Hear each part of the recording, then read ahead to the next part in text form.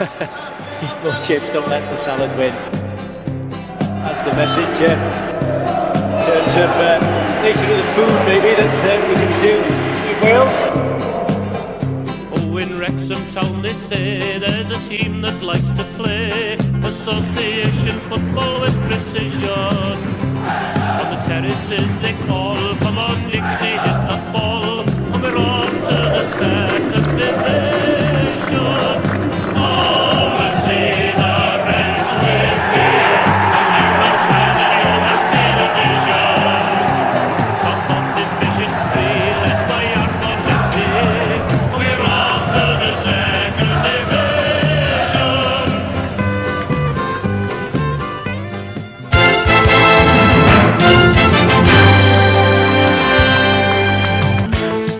Hello and welcome to the Eat More Chips podcast, the official podcast for one of the greatest Welsh supporters flags in the universe.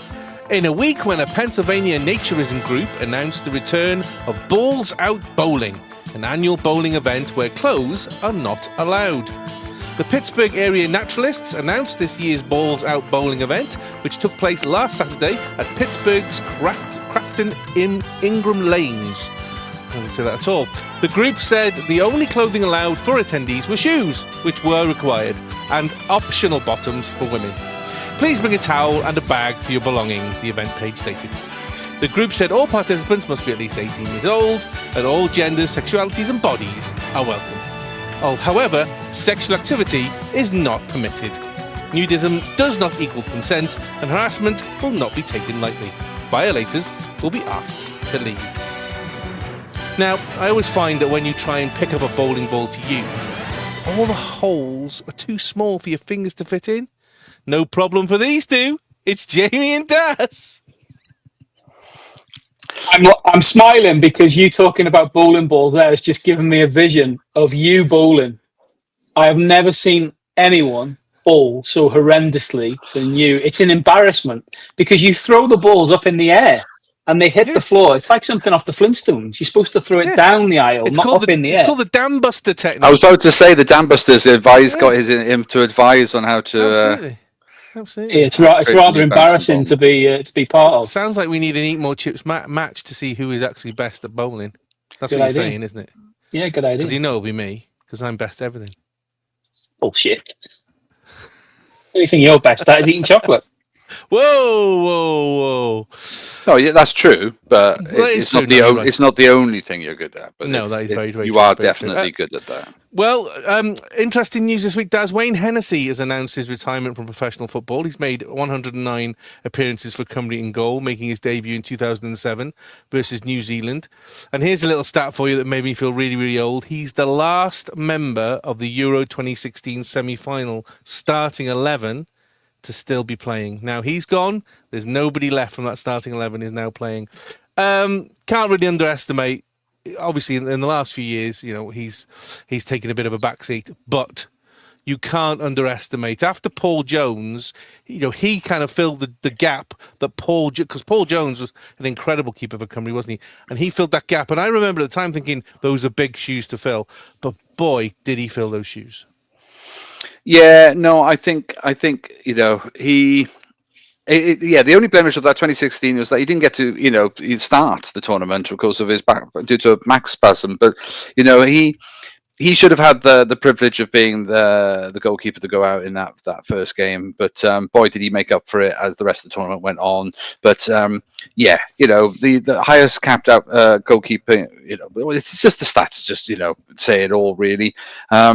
You know, born and bred North Walian, proud of his heritage and all of that. So, you know, and he went through the different, you know, the usual routes, you know, youth career and in terms of playing for City and then Wolves and stuff. But, you know, it was the lengthy career at Wolves that really put him onto our radar for sure. And he was there for some 7 or 8 years, I guess. And then Palace. You know, that was the definite, you know, and to be able to, you know, to compete at that highest level, it gave us, because obviously we want our players, we want our national sides, we have players playing at the highest level and playing Premiership or, you know, top league in somewhere in European football. But, you know, that gave us a pedigree of goalkeeper that we were missing. Because to say that when he was injured, we noticed it, and then when Danny Ward came through, and we began to at least feel that we had some backups. But for a long time, he was our only hope, and he did brilliantly. Stayed fit for so many times and for so many games, and that just shows the number of caps he's got. So for the fact that for them to get something like 100 and I can't remember, was it 105, 109? There we go. Caps, yeah. 109. So it's something else, and I don't think he probably could still play. I think I know he's had the last season or two where he had an injury, and so his appearances at Forest were limited. But again, playing being a part of a Premiership club in the squad, even if you're not first choice, that still shows a level of pedigree, still shows a quality. And he could have come down through the divisions and maybe seen out his career. But I think it's just a testament of the man that he just, went out on a high. Yes, injuries are probably caused, sort of squeezing at the other end of that desire is there, but obviously the body can't always take it because what is he, 38? That's a spring chicken for a goalkeeper these days. But seems to be, yeah.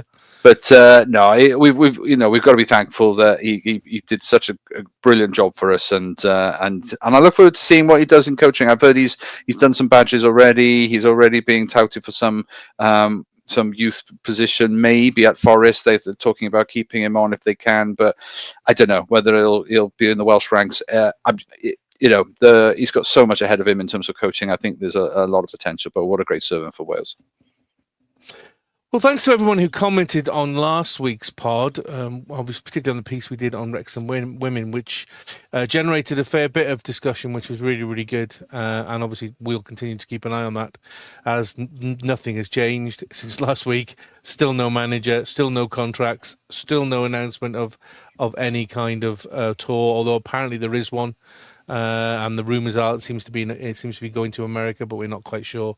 But again, time is running out on that one. But we did get an email from Ken Ellis, and thanks Ken for emailing, saying, "Hey Welsh Techie, love your show, and I appreciate your willingness to call it like I see it." That's an understatement to say the least. The fact of the matter is that the men have justifiably gotten a lot of the attention at the club due to the outstanding success. What a ride! But the use of your platform to keep some heat on the women is just fantastic.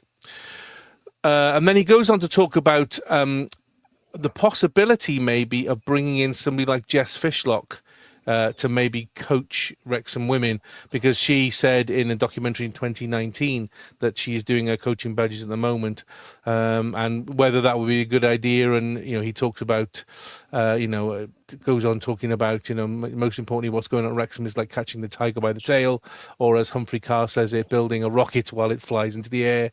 Obviously, the fact that Jess has media training and is high profile, that maybe that would fit the women. It's a tough one. I mean, the problem I have is Jess is not North Walian; she's South Walian. She's a proper Cardiff lass. So if she was going to go into women's football in Wales, I think she surely does. She would be tempted to go down to South Wales, wouldn't she?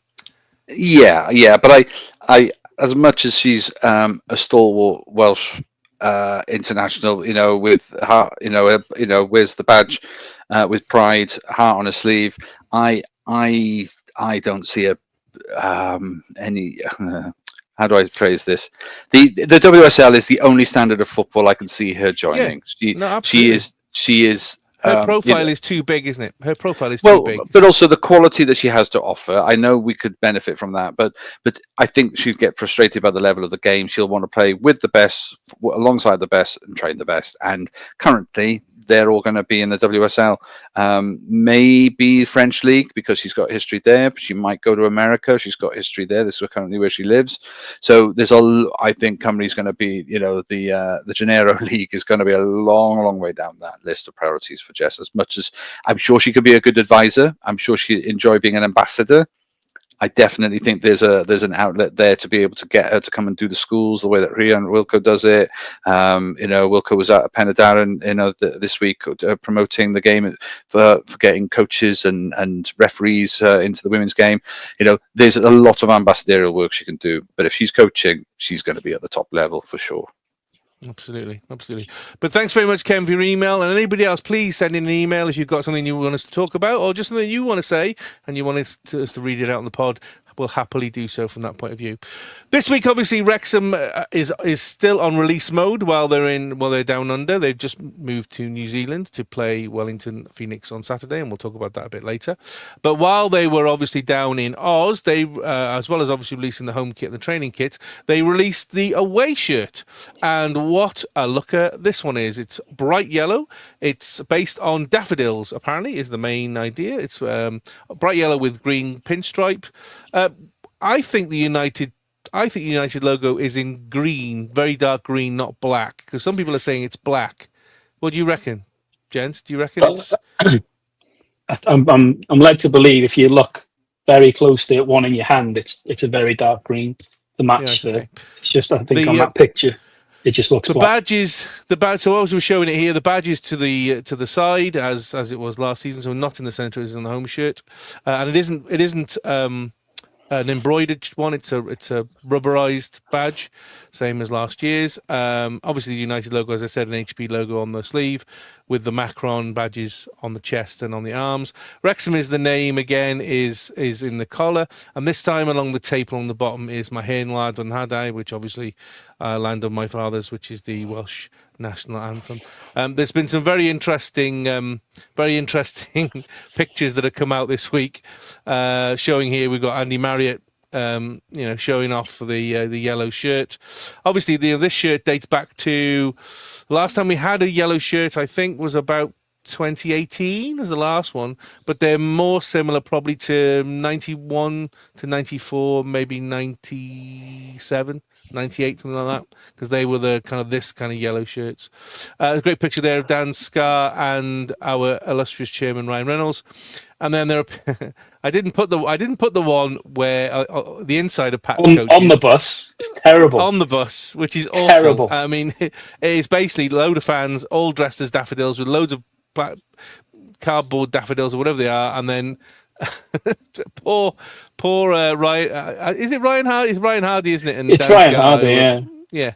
Who were at the back. Not Dan Scarr, sorry. It's Ryan Hardy and Sam Smith who were at the back. So the one we're showing there is obviously within Pat's coaches, but the inside they're sitting there and they look like they've been kidnapped. Hostages. Yeah, definitely, absolutely. Yeah, well, right. The look on Ryan Hardy's face is if to say, "What the fuck have I joined here?" Yeah. We'll talk about the shots in a minute. Let's go back to the shirt itself.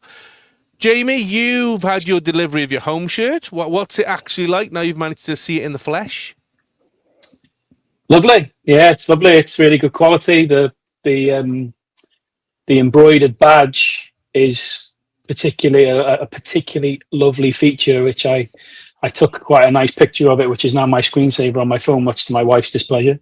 But the badge is lovely. But no, it's a nice quality. I still retain the same opinion as I had when we were talking about last week about the Macron badge. I just if that would have been centralised or not on the front at all, it would be perfect. But yeah, the home kit is lovely in the flesh, to be fair. The away one, it's an interesting one for me because, I mean, obviously a little bit of the steam was taken out of it because Dick went early, didn't he? Thanks, Dick. Yeah, Dick went and shot his load very early, didn't he? What are we on about? What have I missed? Dick's Sporting Goods in America released selling it on their website before it was officially launched by the club. So everybody got to see it about 24 hours before the club released it. So Dick's went early. Dick's went early, yeah. Exactly. When I first saw it, I was like, wow, that's amazing.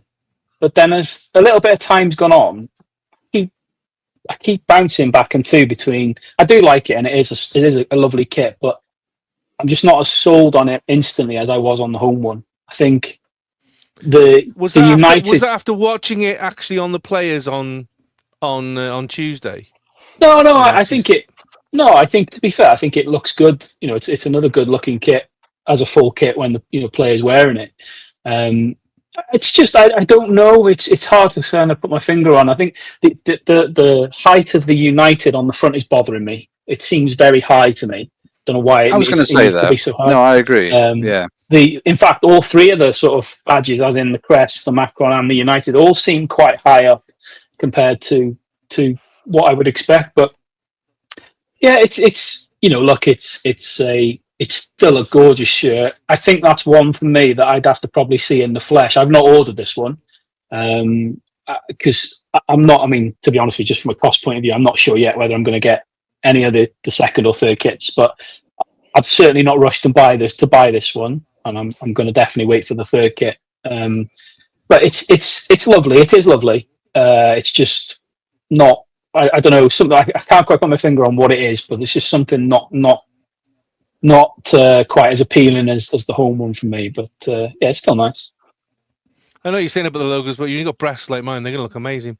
Well, I'm just curious. I'm just curious as to why they've not gone for a centre position for the badge, because that seemed like a real retro sort of statement that they've done with the home kit, which I think does look good. I think there's something distinctive. Yeah. If you're going to have this season in the Championship, you can absolutely spot it now in your archives that was the it's very. So it's a shame that the away kit isn't sort of following that trend or feels like it's part of that sort of suite of kit.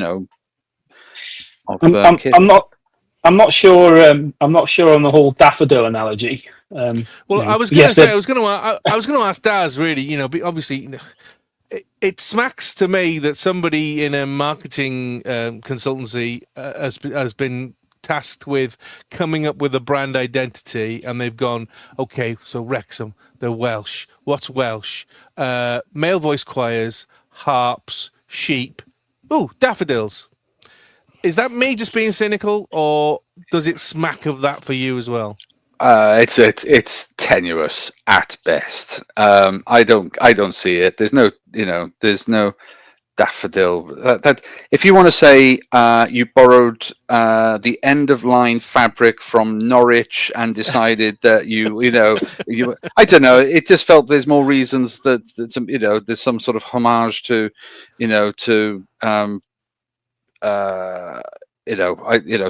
don't know. It just doesn't seem to say daffodil to me. It just says yellow kit. And I don't know why you have to justify it. Yellow is historically one of the Welsh colour. It's in the Welsh colour kit in terms of the suite of the red, the yellow, and the green in that way. But this I don't know. You're Wrexham. You don't need to align with that. The fact that you're red and Cymru's red is the only link. I don't know. I don't know why they bothered. You're going to look forward to the fluffy white one next season. I'm going to say, yeah. Obviously, we're still waiting for one more shirt, which apparently is in tribute to the founding of Patagonia, which I think has an anniversary, doesn't it, this year? I think it's something like 140 years or 160 years or something like that, I think, since the Welsh settlers settled at Patagonia. I'd have to look it up. I'm sorry. I don't know my Welsh history, which I'm ashamed about. But Jamie, that then would make 9 shirts in 3 seasons. Okay, is that too much? Are they rinsing fans a little bit, or is this the thing now? I think the quick answer to that question is yes, but I think you do also have to caveat it and say, I don't think they are rinsing fans. I think the football industry is rinsing fans.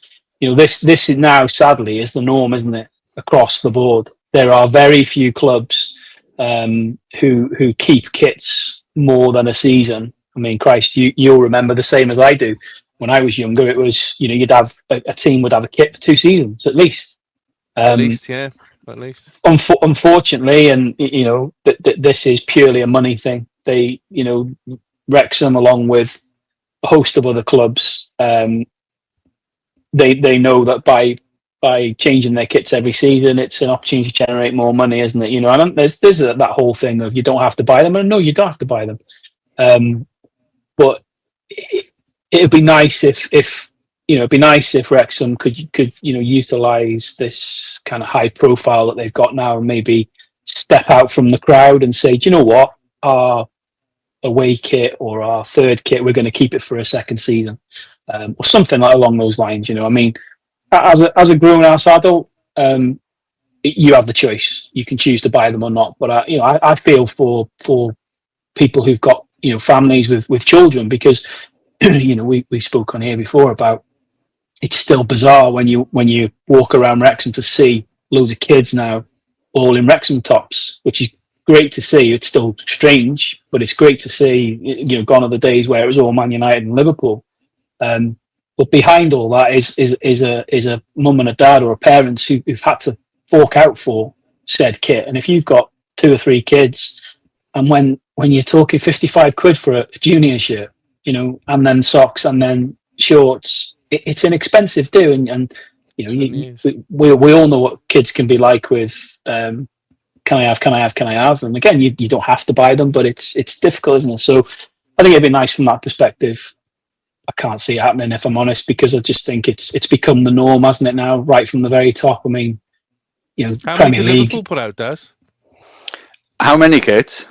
Yeah, I mean they tend to be doing 3 at the moment, which is 3 or 2. Which I agree. I think you have we should be looking at minimum, and ethically it should be two every 2 years.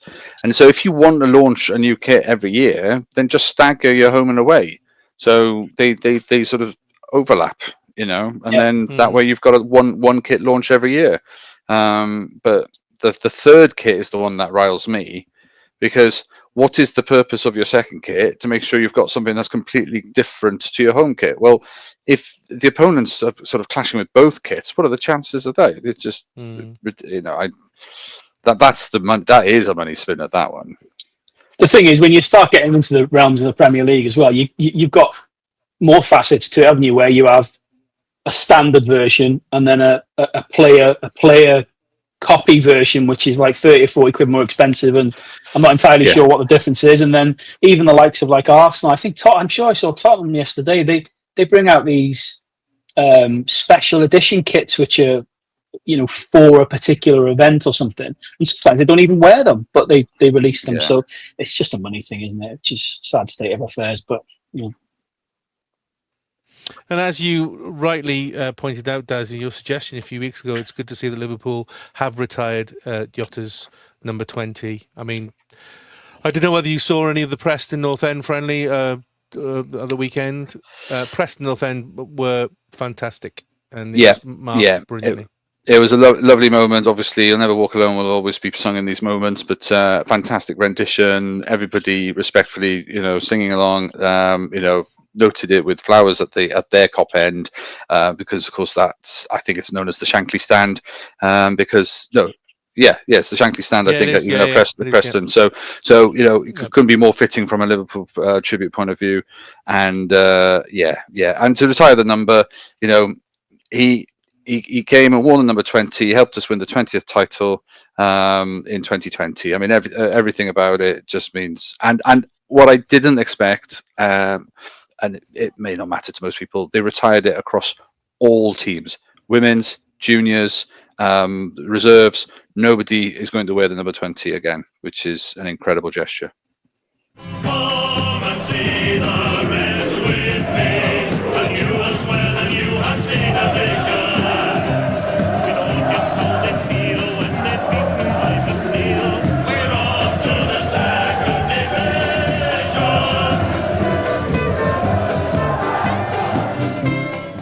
So the big game on Sunday for the Women's Euros was obviously England Women versus Cymru Women. Very strong starting lineup. Olivia Clark back in goal. Rhian Wilkinson went back to her usual 3-5 with a staggered midfield. However, England were just way too strong, and eventually Cymru went out of the championship on a 6-1 loss, although the Cymru goal, a fantastic Cymru goal as well, scored by Hannah Kane.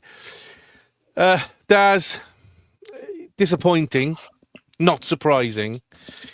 I enjoy. Don't get me wrong, I enjoyed the game, and again, it's great to see Cymru on that stage. But I really wasn't expecting us to be beaten this heavily. No,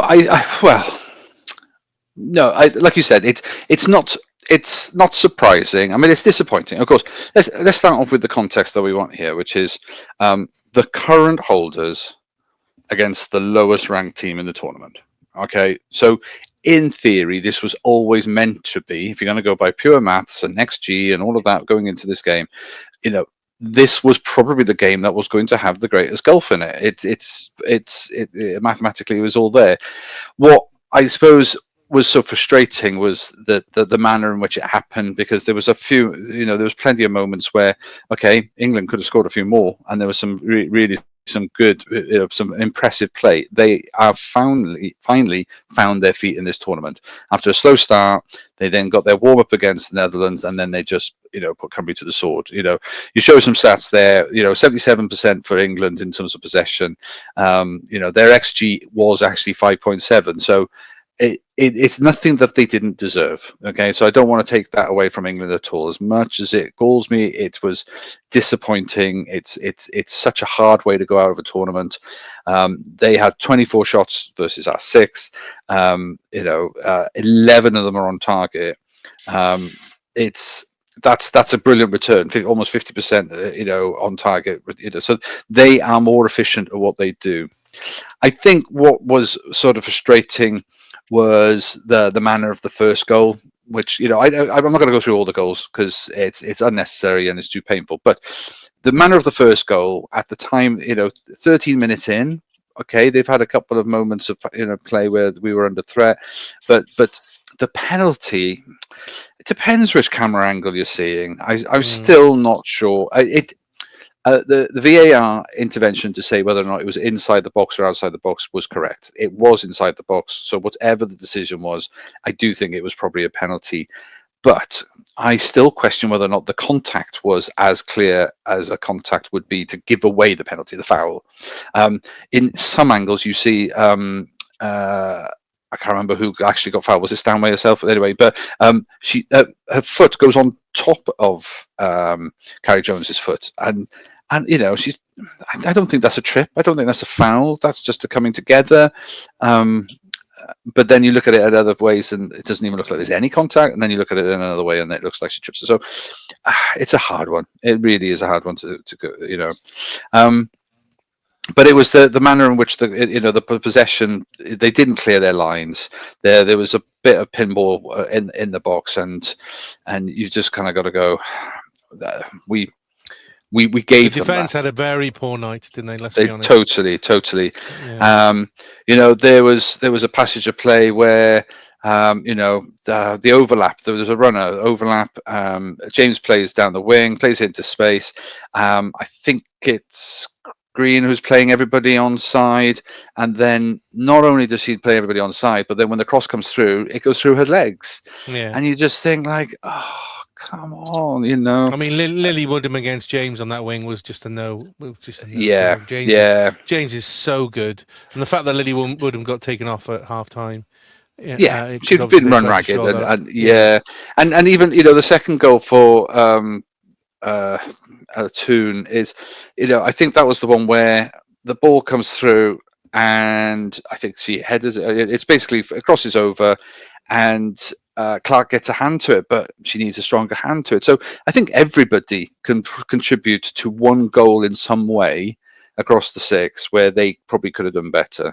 Now, we had our chances as well. There was a brilliant bit of passage of play, and then Jess lays it off, and Anghara James could have, with a better strike, but she tested the goalkeeper, so at least it was on target. There was another one where Jess, lashes at it, it goes wide, or goes over the top. Okay, so if they're better finished, if there's a bit more composure. But when you have so little possession, though, you really have to take those chances, don't you? You do, and that's what I mean. I think if those moments are taken, and you just put a little bit of doubt in the England side, 1-1 or 2-1, it was the fact that they didn't feel to be at any point, for England anyway. If I was an England fan and or England players, at no point did you feel that the threat was actually meaningful and therefore threatening, which is a shame, because we are a quality side when we want to, when we get our players playing well.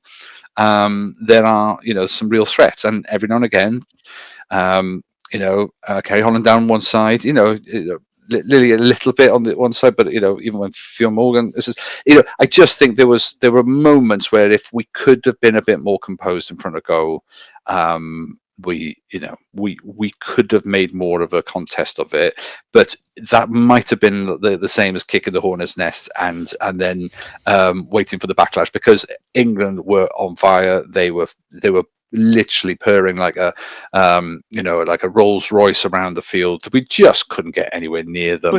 But did we make them look better than they were, or were they playing incredibly well? Because I felt we played poorly. I felt that the occasion got to us, and we didn't play the game. We played the occasion, and I felt we flattered England. As an example, they're playing their quarterfinal right now, and they're 2-0 down to Sweden. So. Oh, they haven't got that on actually. I forgot to set that up. After 38 minutes. Yeah, I mean, I do think on that day they every time the ball came to them, it stuck to them. Every time the passes were coming, I don't think they were making any mistakes. And I think that's the difference. The fact that we flattered them and made them look better, no. I think they did all the basics right. We weren't doing the basics right. They actually, when they wanted to turn it on, they could. They were trying. When you're 3-0, 4-0 up, you can try something that's a bit more ambitious. So therefore, it will look much better. I do accept that. I know what you're saying, mate. It's like the last thing we want to do is to give them the head start with a penalty. The last thing we want to do is to make it easy for them. I do think the way they played, they were so much better than us that they should have. I think we got off lightly with 6. I do think there were moments. I do think we could have scored a couple, and therefore only the one does feel a little bit harsh. But how many did the Netherlands score against England? We've already beaten, just to get one against England. Hannah Kane's her own celebration is evidence of that. Absolutely. Where she's calling the crowd out, cupping the ears, going, "Come on, how good was that? Aren't we great?" And it was the whole lead play up as well from midfield. Again, we saw a bit of that versus France when we scored that goal, first goal against France. Suddenly we blitzed their defence, and England weren't ready, and the pass to Hannah Kane on the outside was exquisite. But we mustn't. I'm going to embarrass myself now. There was a runner that came from left to right and took some defenders with it. I think it was Angharad James. I'm going to credit Angharad, but if it wasn't Angharad, I do apologise to whoever it was. But somebody runs across in front of Jess and takes the space in the runners and freed up. And Hannah is blitzing down the left wing, coming in from the flanks. And at some pace, the ball is perfectly set up for her, but at pace takes the shot first time, which nobody's expecting, and that is the sign of a striker in confidence. And what a finish! I mean, that angle, the goalkeeper doesn't get a chance. Brilliant. I mean, it's going to be up there as one of the goals of the tournament because it was so good. And if you then put into it who the opponent was, then that just elevates it even further. So I mean, it's interesting. I'd say I hadn't put the game on. I for tonight. So the fact that they're already down to Sweden. I mean, not every team can hold them to 2 draws. Definitely in the last. No, so there's obviously something to be said. But Sweden are royalty in this tournament. I mean, so Norway, and look what happened to them last night. But I do think Sweden are a good side. They're an organised side. We weren't organised enough. I don't think we've got fitness throughout. We haven't got the levels of fitness throughout the whole team. I think we've got some stars. I do think there's some quality finishers. Our defence is still leaky. Goalkeeping, we don't have I mean, you just have to look at some of the goalkeepers the other teams have got. There's some brilliant goalkeepers, and we don't have that level. Also, certainly, the stature in the goal, the threat. Anyway, all of those things. If you had that on your bingo card at home, by the way, you can mark that off now. Daz has a goal. Daz talking about goalkeepers. I was trying not to. But but the second goal, she stronger hands. That's your you get a hand to it. That's half the battle. Your reactions are brilliant, and yet not enough strength behind it. So there's just lots of things that I think we could be doing better. But let's be honest. Anybody else in the world is imagining we're getting 3 defeats in this tournament and we're going home with nil points, and that's there's no big prize for that, because, like I said, we were the lowest ranked team in the tournament with no tournament experience whatsoever. Some Opta computer was asked, who was going to be in the second round, and of the top 10, it gave 8 of them were in the second round. I was thinking, well, that's a waste of using the computer. That's like there's only 16 teams, and you just predicted which six are not good. I just thought it was a waste of stat. But we were in a group with the current holders, one of the current favourites, and the holders from 2017, I think. Yeah. So the two most recent winners and one of the current favourites in France. We weren't getting out of that group. And as much as my optimism, anybody's optimism, would like to, hopefully make it messy for them, nick a point, get a draw. That's where the quality shows, is that they practice, they're experienced, they all know what tournament football is like this, and we don't. Now we've got this experience, and there's enough players in this squad who are going to learn an absolute shed load from this experience, and we've just got to now take that on. I mean, Jess hasn't retired. She won't reveal yet. I'm gonna ask Jamie this question. I mean, Jamie, I'll get your thoughts first on the match, and then the next question is that it for Jess? Do you think you expected to announce her retirement from international football, or do you think she's got one more in her? Only she knows that, doesn't she? To play the game, at that level, you've got to be at peak condition, haven't you? And she undoubtedly, the passion is still there, the ability. You're not going to lose that, but it's just whether her body will allow her to do it.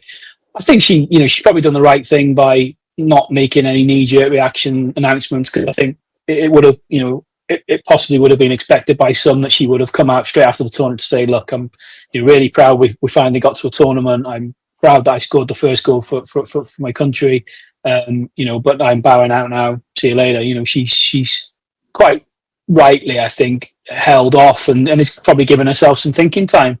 I dare say she'll have a chat with Rhiannon Wilkinson and with her friends and her family, and work out whether she thinks she can keep going. There's no question that she's still up there as one of the best players despite her age and everything else. So it wouldn't surprise me if she stays involved and is there, but who knows? Only she knows the answer. The game itself was, look, it was disappointing, wasn't it? It was disappointing to lose so heavily, but through gritted teeth. I think you've just got to be respectful and say we lost to superior experience and superior quality. You're talking about the current holders. We spoke about it because obviously we did the live watch along with Matt at Racecourse Ramble, and we spoke on the night. All their players are, it mirrors the men's England team, doesn't it? Where you've got stacked 1 to 11, and then everyone on the bench is just, oh, that's such and such from Barcelona, or that's such and such from Arsenal, or it's every one of their players. You called it quite early on. They didn't get out of second gear. They didn't need to. I wouldn't necessarily agree with you in the sense of, I thought we played bad, therefore made it easier for them. I just think they blew us away because they were that good. Lauren James, you mentioned before, she was just on a different level, absolute different level she was. But look, we if nothing else other than getting that goal, which as Daz quite rightly said, will definitely be contender for one of the goals of the tournament. Yes, you don't want to lose, you don't want to concede 6, but the fact we scored a goal against the neighbours is a good thing. But yeah, of course they will be disappointed with the result because it was a heavy defeat. You don't want to be losing by that kind of margin, no matter who you're playing here, but certainly not to the noisy neighbours. So yeah, disappointing, but still, they still they plucked it. They plucked away at it, didn't they?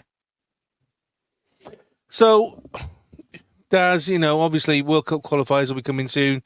Nations League 27 will be coming up soon, where obviously Cymru Women have been relegated to League B, so they'll be back down in that league, where you would expect us to probably be quite strong again, because we seem to be in that bit between, 1 foot in League A, 1 foot in League B. We're too good for League B, but we're not quite there for League A yet.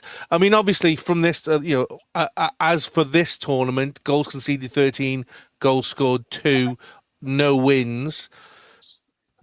What will Cymru Women take away from this, apart from experience?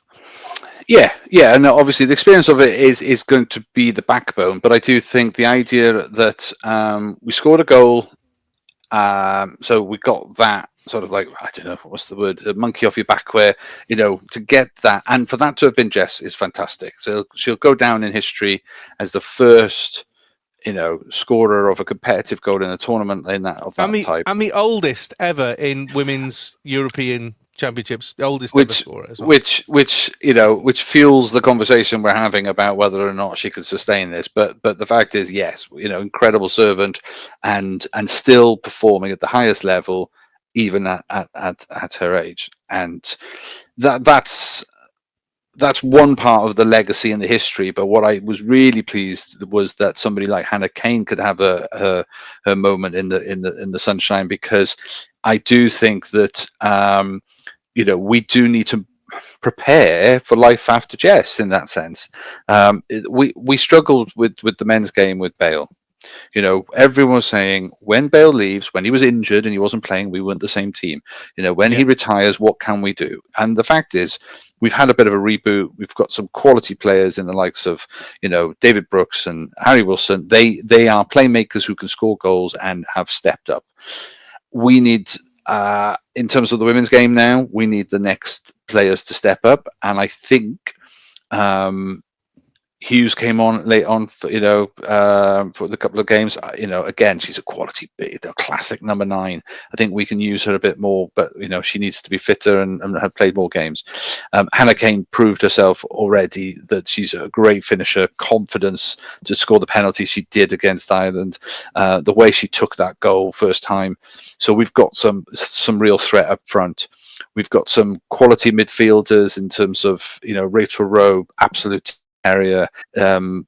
There's still Sophie Ingle to come back potentially, and I mean, she's again maybe not quite as old as Jess, but still getting to the latter stages of her career. So do we have the players to come in and take over? And I think that's the key thing. And I just think there was enough in these performances against, like I said, it's unfair to just simply compare us against the 3 teams we played, because they were, they were in a league of their own, and we're not in that league yet. But what we've taken away is our game is on the up. The numbers of people playing, number of people are watching, number of people. I went into town wearing my Welsh shirt on the day of the game, and the number of other men who are wearing it, the men are supporting the women's game now as well, which is absolutely, that's great to see. And I don't know why I have to praise it. It shouldn't be a thing that needs praising, but absolutely. But the stigma that came with it is like, oh, it's just the girls' game is not as good as the boys' game. It's like, no, what we need to do is support the top flight. Let's put it this way: you have been to see a women's game fairly recently. I've been to see a women's game fairly recently. 10 years ago, would we have entertained going to watch a women's international match? Oh no, absolutely, because the level that they have, the standard of the game has improved, and it's not me being a purist or anything. And coverage, though, as well. The women's game has much more coverage now within the media, TV, internet, etc. Yeah. It was very difficult 10 years ago to find women's football, whether it be domestic or international. Yeah, you normally tripped over it by accident. Yeah, exactly. And I would also add, though, I mean, I've still got a teenage daughter who would still rather go and watch the men's game because it is better than the women's game, and she loves the quality of the football. So even somebody like herself who is championing, following the women's game. We'll watch it on telly, and now that she can watch it on telly better, you're absolutely right. Having the access to it means, you can dip in and out when you want to choose to watch it. But the fact is, it wasn't there even a choice before. Is absolutely crucial. But it's, if you're a purist and you love the quality of the game at the highest level, it's still a step away. But like you said, if we're going to keep comparing it to what went before, we're leagues ahead.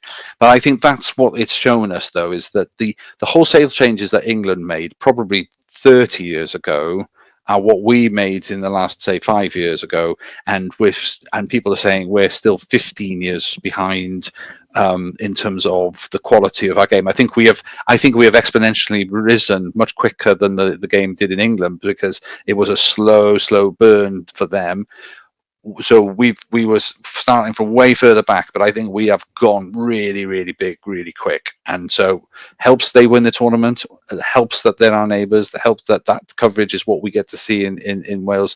So I think that access and visibility and all of that has made a huge difference, but we still are at risk of losing some of our best players to play in the WSL. And some of our best players may still be eligible to play for England. We've got to make playing for Wales as enticing as what the men managed to do, which is to then convince some of the players who have got dual nationality or dual eligibility come and play for Cymru, because actually we've got something special here. I think we have. I think in the same way as Speedo and Coleman and brought in that spirit. I think Jane Ludlow did a great job galvanizing the squad. Gemma, less effective. I mean, she's a quality manager, although Norway may disagree with you now. Well, they get to quarterfinals, but I know what you're saying. They probably They go a bit further. But Italy was superb. Italy was superb last night. But they weren't the seeded team that should be. So anyway, no, absolutely, but now you've got Rhian Wilkinson, who I think is incredible. Sort of publicity, understands image. She understands and passion. It's nice to see a manager with passion. And we've seen her passionate on the sidelines anyway. But when that penalty was given, she was not happy. She took it out on her sunglasses. Didn't know whether you saw. She smashed the sunglasses. No, I missed that. She was that angry. She's I think proper passionate. But that helps Welsh heritage. Now, we don't have the players, the ex-player stock, much beyond Jane Ludlow to qualify for that heritage of somebody who's played the game at the highest level, who they'd want to manage the Welsh national team. So the fact that we've got Jane, now that we've got Rhian, and hopefully, maybe in the not too distant future, we've got others, whether it's Jess, whether it's Sophie, whether it's somebody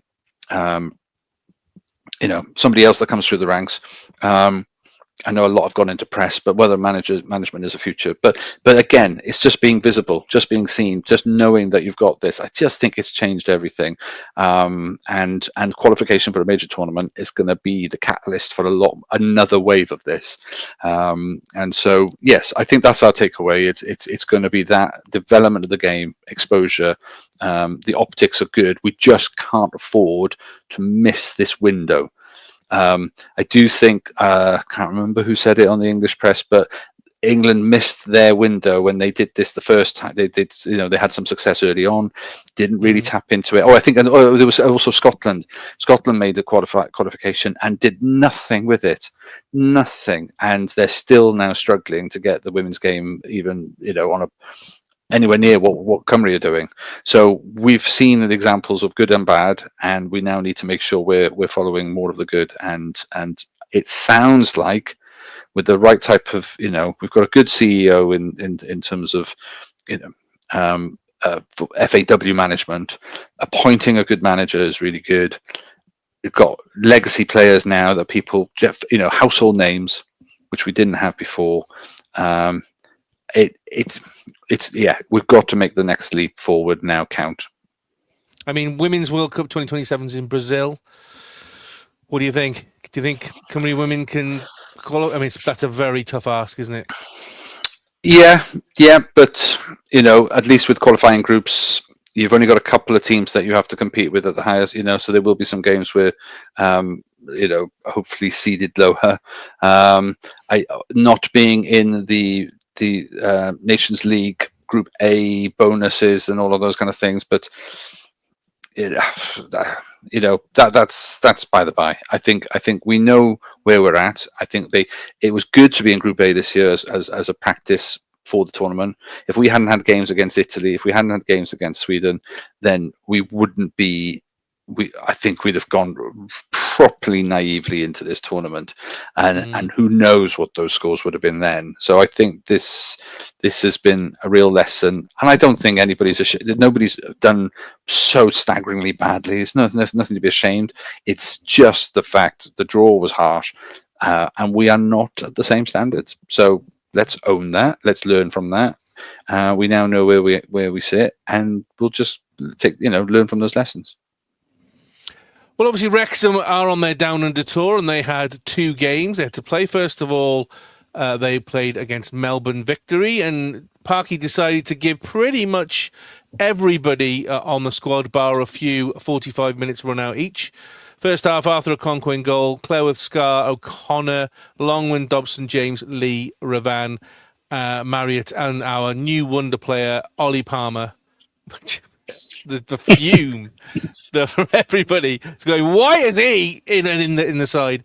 And then at half-time, complete change. Great to see Danny Ward in the Wrexham kit in between the posts for us, which was great. Aaron James, Owen O'Connell, Lewis Brunt, Ryan Barnett, Ollie Rathbone, George Evans, James McLean, Jacob Mendy, Harry Ashfield, and our other new signing, Ryan Hardy. Came away with a 3-0 win, 3 goals, one by O'Connor, one by Hardy, his first goal for the club, and a fantastic nick in the near post from a cross, which is great, and one by George Evans from a bit of an error by the keeper, who just pushed it straight into the box and gave it, pretty much presented to him on a plate. Jamie, did you manage to watch the games, or were you working? No. Joys of self-employment. I was able to watch both the games. I think. Hang on, are you winding me up here? Oh no, you put the 2 half teams out. I thought I was going mental then, that you'd put the wrong ones up. Right. No. Yeah, I think the Melbourne game was. In the end, it was a good result. I think the second half was definitely better than the first half. There were a few kind of standout players in that second half. Ryan Longman, in particular, I thought was excellent. But ultimately, what this game kind of showed me or told me was what I kind of thought before the tour started, which was, we're not going to learn anything new about Wrexham and our Wrexham team for next season. This, we spoke before about what was the kind of purpose of this tour, and marketing and exposure is what I believe the fundamental aim of it was, and I'm more convinced of that now, because we played the same way, the same formation, with the same players against an opposition that, with the greatest respect, was League 2 opposition at best. Maybe bottom end League 1 if you're being really kind, and I'm not trying to be disrespectful, but that is a team. And let's not forget, right? You've got 22 players here, plus the players on the bench, and some we haven't seen yet, which I'll talk about in a second.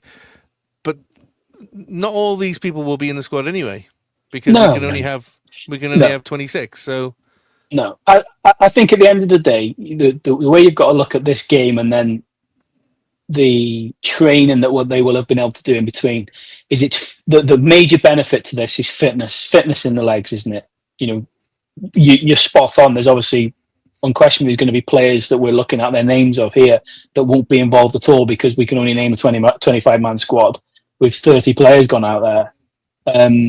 And there'll be, I'm sure there will be significant changes between now and the end of the transfer window in and out, which will completely change the look of our certainly our starting 11, but our main squad.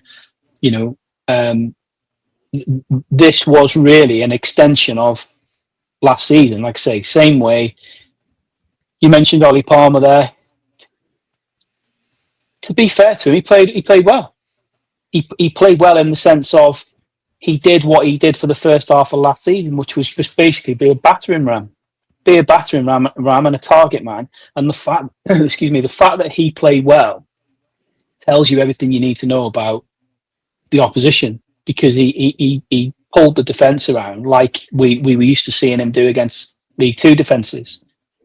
But the fact remains that, both he and Jack Marriott had half football and neither of them scored. Like I say, second half it changed. I thought Harry Ashfield was probably a standout. He very energetic. He's very mobile. He's good on the ball. The players in the team trust him. They give him the ball without question. There's no kind of hesitation because he's one of the young lads. Interesting. It'll be interesting to see what happens with him, because I think there's a lot of suggestion that he might go out on loan. I've got a funny feeling that Parky will keep hold of him because he's 21, so he's not going to take up a squad place from a registration point of view. So he's almost like a free hit, like a joker card really. And B, this season we can have 9 substitutes in the Championship. So whilst without being disrespectful to him, he's not a player that I'm going to think Parky will be stood on the sidelines when we're 2-1 down and we're desperate for a goal, that he's going to turn around and look at him, expect him to come on and change a game.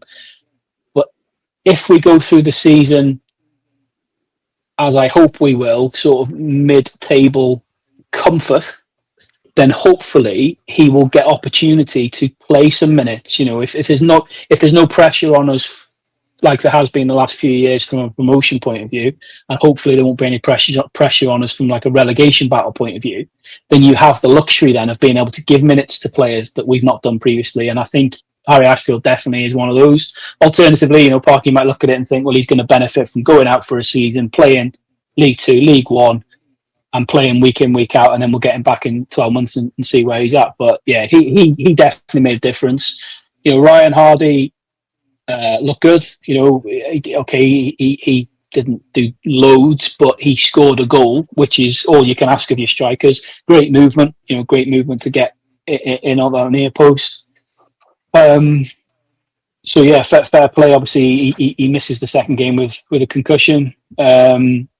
But yeah, like you said, great to see Danny Ward back in a Wrexham shirt, even though the only thing he really had to do was stand in the middle of his goal line and watch that ball hit the bar. Which, can you imagine the fume that would have been if that had gone in? Nobody was stopping that. Nobody was stopping that. But I mean, other than that, he didn't really have anything to do, did he? But in the end, he had one save. I think he had one save down to his left, from what I remember, where he tipped it wide. But yeah. But either way, it was a glorified training game, and I learned nothing new about Wrexham than what I already knew. Played the same way. Whoever was on the pitch, we played the same way. There was a slight variation in tactic in the second half, although it was the same formation. It was a slightly different approach because obviously because Ollie Palmer had come off the pitch, it was less of that just lumping it straight up. It was that trying to move it through the phases, get out wide scenario, which we're used to. But fundamentally, it was the same way of playing. But at the end of the day, a win's a win. The results don't really matter, do they? In pre-season games, you want to win because it's a good mentality, it's a good habit, it's good. It's good for the mentality. But minutes and fitness is kind of the main takeaway from it. Plus 37,000 people there to watch the game, which was a great turnout. So yeah, all good. Daz, did you manage to see any of the highlights at all of the game? I watched the highlights. Yeah, I mean, I think Jamie said it all. Malcolm needs to stick to commentating in Welsh, by the way. His English commentary was awful. It's dreadful. At one point, for the second match, he blamed Danny Ward for the goal when Callum Burton was in the goal, and he was talking about some of our older players who were in the late 20s as one of the young lads. So you're kind of thinking, Malcolm, you've not done your own work, have you? Let's be honest. No. What do you think? I mean, as Jamie said, pretty much the same team, pretty much the same tactics. not a fantastic opposition. What do you think? No, exactly. It is exhibition stuff. It is about fitness, and you don't want to be fully tested straight away in your first game. Or certainly you've got a long way. You've got to factor in all the travel, all the fitness, and all the training. It's the fact that you're completely starting in a new second 11 at the half time. It's everything about it. It's just it's all a glorified training session, and you're ticking a lot of boxes because you've got fans down under that get to see their team, and that's what they're all about. And no different to the Prem and the Championship, other Championship teams who are doing exactly the same thing. So I've seen the goals, nice finish, a bit of an old George Evans's goal from distance. I mean, that was a bit soft, but nice to see him on the pitch and decent strike. But yeah, nothing that I could see from it that was much to learn, really. I mean, the good thing that Jamie is the fans down under did get to see Wrexham live, and they did turn out en masse. It was great to see the like of Cryptic, Construct, and obviously Nathan from there was from Rob Ryan Red. They've been all over the media in Melbourne, radio stations, TV stations, whatever it is. I mean, it shows that again, we say it every time. I get my mind blown when I see so many of our American friends supporting the town, and then you go to, as you say, go to Melbourne and there's 37,000 there, and they're playing Wrexham is the name, and they're playing Tim's bands. Wrexham is the name, and as a player, it'll never not be weird. No, it'll never not be weird. No, it's absolutely not. To have a mock-up of the turf. It's just insane. But the bottom line is whether rival fans like it or not, and this is going to sound incredibly arrogant, but you'll know what I mean. We are massive, and that's okay. We're not Liverpool, we're not a Man United level, but you show me outside another the Premiership. Yeah, outside the Premiership, we are massive, and the financial results, etc. You kind of prove that. The challenge for the club now, is trying to feed this marketing beast, because fundamentally that's you need to continue that juggernaut needs to continue to grow to continue to feed with revenue and stuff. But the challenge is that that's got to be done in conjunction with things continuing to move from a footballing perspective. Yes, I spoiler alert before we do our predictions in a couple of weeks. I am not expecting Wrexham to be anywhere near playoffs in the Championship at all. Long term, mid to long term, yes, of course. I still am a little bit in the camp of I'm not quite sure I even want to get to the Premier League. But look, if that's Rob and Ryan's ambition and that's what they want to do, as long as we do it in a sustainable way, then let's go for it. But we're going to need to build up to that. But to keep the interest and everything else, we've got to keep feeding this interest around the world. So things like this are really important because it's going to help to continue that on. But it's got to be done. I'd be really interested. The fact that we've gone out there with only Danny Ward and Ryan Hardy as our two main starters. I think there's been some suggestion today, hasn't there? I think Parky did an interview with the guy from the Leader, suggesting that there may be two more friendlies of some description when they get back, which is music to my ears. Because don't blow your bolt, because we'll talk about that a bit later. Of course. But my only concern was at the point of these two games that have happened in Australia, we knew nothing potentially about any additional games. And watching both of these games, I'm thinking, if this is our pre-season, then I'm a bit concerned about this, because this is not giving us a test. It's not giving us what we need. If we're being brutally honest, what we probably need in pre-season is at least a game, if not a couple of games, against opposition who are going to keep the ball for long periods of time, so that we can practice working on our defensive shape and our actions without the ball, because fundamentally that's that's what Parky will do. He is not going to change the way he plays, and that's how he plays. The challenge now is that, last year we had to defend very, very well because we were coming up against better opposition, and we were able to do that. Well, we're going up a whole other level now. So if we are going to continue to play this way of sitting off, letting the opposition have the ball, then we're going to need to make sure our defensive setup is absolutely bob on. And with the greatest respect to this opposition that we've played so far in Australia, that's not giving us that test because we had the majority of the ball by far. Well, be careful what you wish for, because Wrexham flew over to the other side of Australia on Tuesday to play Sydney FC. Starting 11, Danny Ward was in goal, Aaron James, Owen O'Connell, Lewis Brunt, Ryan Barnett, George Evans, George Dobson, Ollie Rathbone, James McLean, Harry Ashfield and Ollie Palmer. Unfortunately, Ollie Rathbone went off just on the stroke of half-time after he looks like he twisted his ankle. We've now seen that he's in a boot and crutches after he had to get x-rayed, so that's not looking good. Parky gave them about 60 minutes and then pushed out Callum Burton, Dan Scott, Max Cleworth, Tom O'Connor, Ryan Longman, Matty James, Elliot Lee. Seb Ravan came out to replace Ollie Rathbone and was playing a bit in midfield for part of that end of the first half and part of the second half, I think, or whatever. Jacob Mendy, Jay Rodriguez. We finally saw a bit of Jay Rodriguez and Jack Marriott.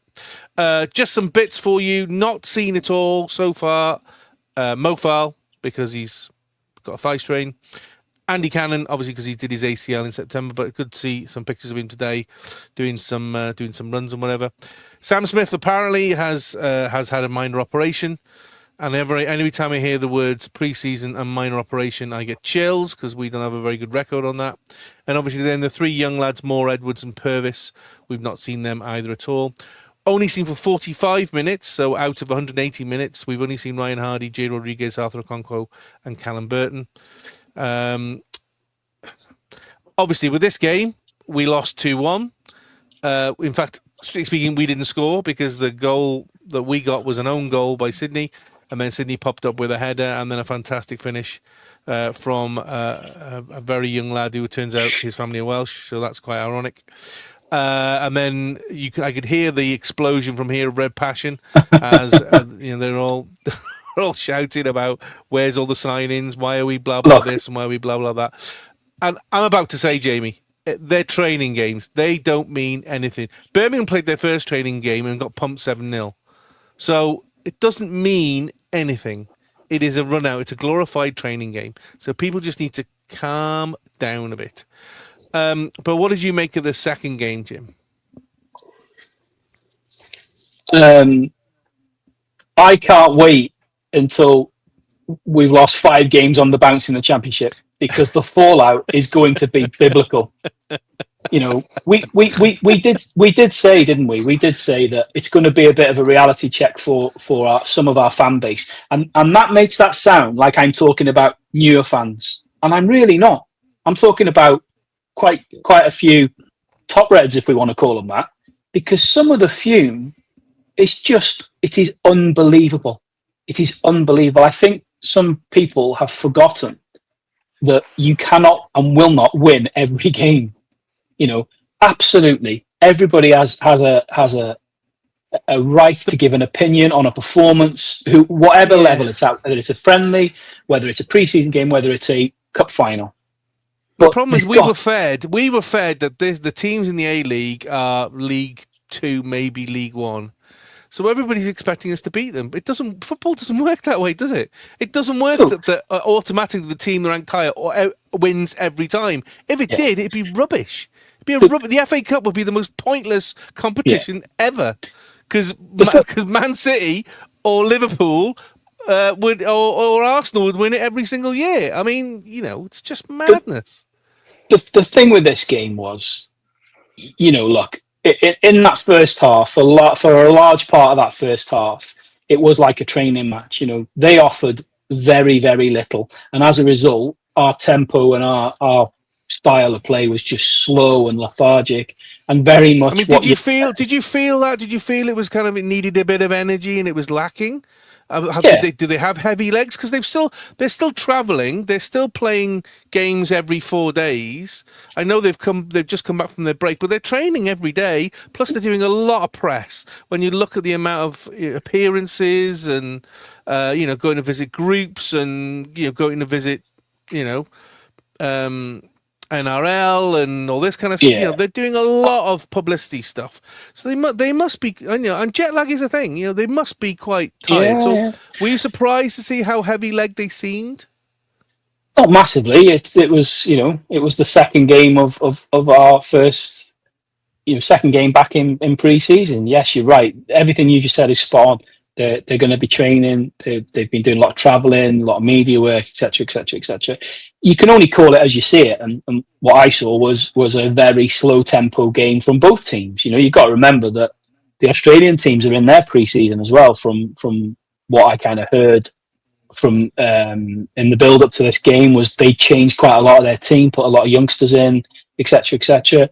As the game went on, and particularly when all the changes were made on about 60 minutes, they brought even more youngsters on. And to be fair, you could see with a few of them, the lad that scored the winner, you could see that they were youthful exuberance trying to make a mark. I saw some horrible things online. The lad that scored the winner and was celebrating with his family after the game, and I saw some horrible things online written about, grow up, it's a pre-season friendly, it's like you've not just won the Champions League. This is a 17-year-old kid that's just scored a winning goal in a game against a team that everybody's watching, everybody's looking at, and then as it turns out, like you said, he's got connections to Wales. His family have got connections to Wales. Let the lad enjoy it. Whether he's scored a goal in the park or whether he scored a goal in that stadium. It's just pathetic. But again, like I said about the other game, the result is neither here nor there. It doesn't matter. Whether we won 10-0 or lost 5-0, it doesn't matter. But we do need to talk about the performances of players, because now we've seen some of them for 100 minutes or 75 minutes. And obviously, there are players in both these sides who didn't feature in League One, really. In the nicest possible way, all these two games have shown me, or told me, is what I already knew, which is we need significant reinforcement to go into the Championship.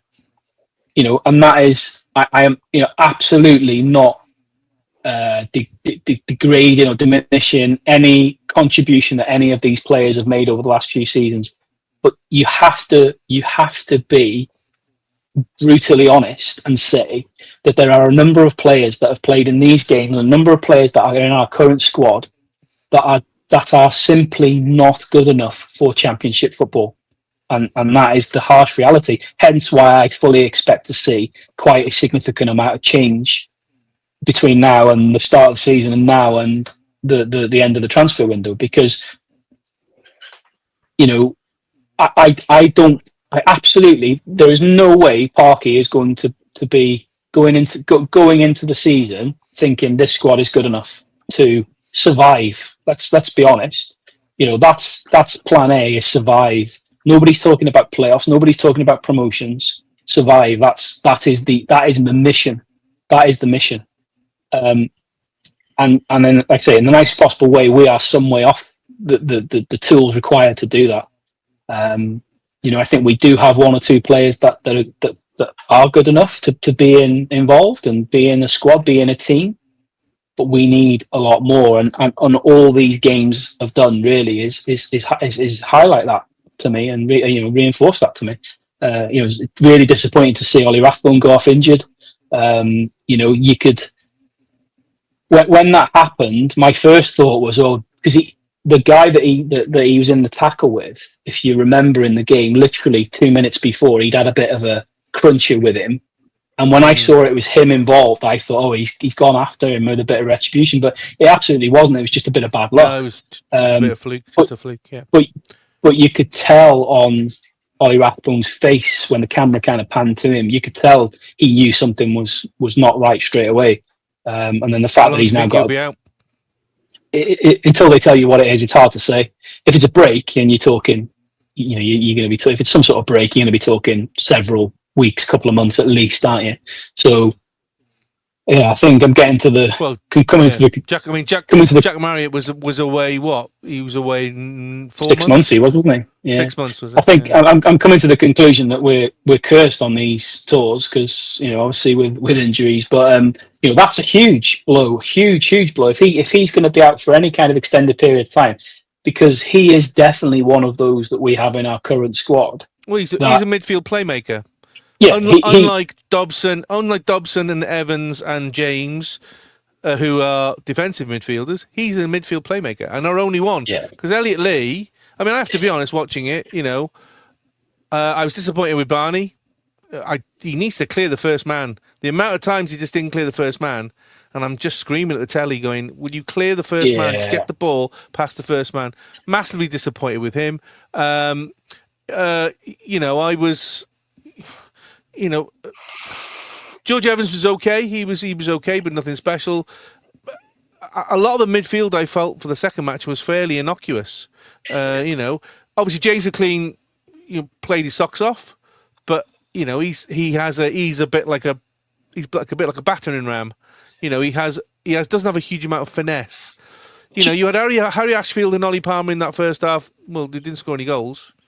And I know what you're saying about, Ollie Palmer is there to be, whatever. But if that's the case, if he's there to bother defences, then he should be a proper, sit back from and not be an out and out attacker, because he's in that position as a striker and therefore to score goals. And then second half, Tom O'Connor was beat for pace again. Dan Scarr kept arguing with Callum Burton, because obviously they've not played together much. Even though they were both at Plymouth together. I know that's one of those things where you kind of go, oh, well, it's just one of those heat in the moment things. But there was nearly a massive mix-up between them that nearly let Sydney in for a third goal. Longman was for me was man of the match, because I thought he was the best, to say the least. Elliot Lee, no, I'm really sorry, he's not championship for me. I thought this last season, to be honest. I'll get your reaction in a minute. I'm having a rant. Elliot Lee for me, he has not played to the potential you would expect him to play for a year and a half. For me, there's a reason why he's not been starting and he's just been dropped in every now and then to do 15, 20 minutes at the end. Jacob Mendy, why did we extend his contract? What is he providing? The few times he managed to get round that left winger, his crosses were awful, or he just didn't deliver the ball. And even when he had a chance to shoot, when he came into the box, he held the ball too long. You can't do that in the Championship because they'll just take it off you. And then Jack Marriott, I can give him a little bit of leeway because he's coming back from injury and that. But again, is he Championship? He had his moments in League One when he started before he bust his ankle. And Jay Rodriguez, the jury's still out. I know there are people say that he's valuable because he does other things, but he's still in that striker position, and that striker position means that you should be scoring goals or at least having chances. Okay, Jamie, and my rant is now over. I've now let that go. I'm going right. No, slightly off piste. I'll come back to this in a minute. Slightly off piste. Out of curiosity, 1 to 11. Whom that is currently on our books? Who's starting the first game against Southampton? So leave gap where you think we need to bring a player in. Okay. So Okonkwo in goal, definitely. Yeah. I put Cleworth in. Yeah. I would put Longman on the right. Yeah. I wouldn't start McLean. I'd bring him on with 20 minutes to go. So we need somebody on that left. So we need a centre back. We need a left wing back. We need a left back. Midfield, I would probably put in. You don't think Brunt's good enough to start? No. No? Wow. No. Okay. No, I don't. Okay. I really don't. So midfield. Then he's not done it for me. Maybe Matty James in that defensive anchor. Yeah. Ollie Rathbone if he's fit. If he's not fit, I wouldn't put anybody else in there. I wouldn't put Elliot Lee in there. I wouldn't put Dobson in there. Again, I bring Dobson on to replace James maybe as the anchor midfield. Yeah. And then up front at the moment, I'd put Ryan Hardy in, but I don't know who's going to supply him because I wouldn't put Palmer in. Maybe, but I've not seen it. And they're two very similar players, because now you're talking about two out and out strikers. You're not talking about the whole big man little man scenario. You're not talking about number 9, number 10. You're talking about two out and out strikers who are poachers. But for that to work, and we've seen this before when they've put two strikers up front when we had Paul Mullin. You've got to give them service. If you don't give them service, if there's no service from midfield, and you just play that humping it up, long ball upfield, they're not going to get the service. Therefore, they're not going to have the chances. Therefore, they're not going to score the goals. So with that in mind, there's probably 5 players that are missing for me. I would say at the moment. I was going to say there's probably about 5 places there that you've said we would need reinforcements for the starting 11, and I don't maybe slightly disagree with you on where, but I agree 5 or 6 is I think where we're at. So with that in mind, there's an awful lot of players on these teams that we saw in Australia that won't, you would expect not to be involved, whether that moved on or whatever. If you look at bench players, Danny Ward's a bench player. Dan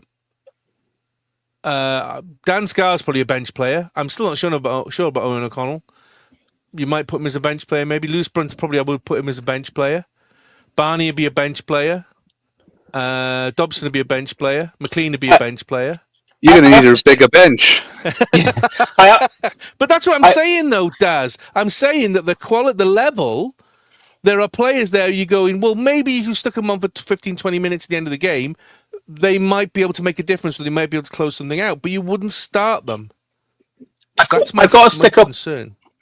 I've got to stick up a bit for Lewis Brunt. I think you're being a bit harsh on Lewis Brunt. I can't argue with some of your others, but I think Brunt, I think you're being a bit harsh. I think him on the left and Max on the right, that would be my 2 of my starting 3 in central, in the central defence. I think we do need an upgrade in the centre of the central defence. But I think Brunt is. I think he has shown enough and has enough potential to be a championship player. I think he's got to get some consistency in his game, and he's got to stay fit. But I think him and Max could be our defensive. But the one, say we've gone massively off topic. That's my fault. But the one big thing that I did want to say about both of these games, you mentioned it briefly there. You were talking about midfield. Bear in mind what I said before about the quality of the opposition in these 2 games and the kind of level that I felt that they were at versus what we're familiar with. League 2, I would say, if you're being honest. I think both of them were probably League 2 quality sides. And there were times in both of those games where, without anything super, they tore through our midfield with a bit of pace and with a bit of power, like a hot knife through butter. And that really, really hit home for me with how, I agree with the defensive comments and the left wing back striking. I agree with all that. There are definitely areas we need to work on. What I would say is I've been convinced, and I'm, for me, it is the most important thing that we need to bring in, which is a top draw, attacking, creative midfielder, an Elliot Lee replacement. That for me is still our absolute priority. But I'm also starting to think now, with the greatest respect to Matty James, to George Dobson, to George Evans, I'm also starting to think that we might need to think about an upgrade on them as well as a defensive midfielder, because that could make or break. That could, if we get that wrong, that midfield wrong, I think that could make or break the season. But I thought those 2 games, there were a couple of instances in those 2 games where their fairly average players just tore through our midfield like as if they weren't there, and that was a bit eye-opening, to be honest with you. But again, look, more minutes in the legs, a bit more fitness, fancy new daffodil kit on show. Another 40,000 people, in a different part of Australia. So yeah, trying to kind of pick out the positives. But again, I came away from that game not learning anything that I didn't already know about Wrexham.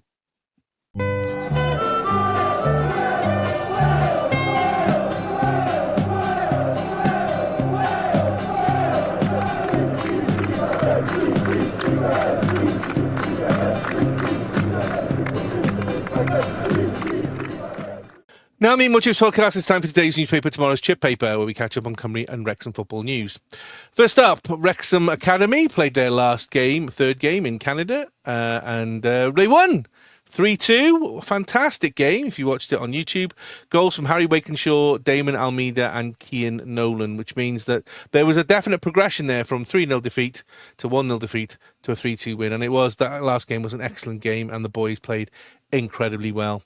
And news from the academy this week that apparently manager Andy Lowe has left his role with immediate effect due to personal reasons. I say apparently because the club initially put out a very short statement on their social media and their website before very quickly removing the posts, and they're not there anymore. So there's currently no official post that now exists. Now, it's important for me to declare that at this point, that some of you may or may not know that my wife worked for the academy as head of administration.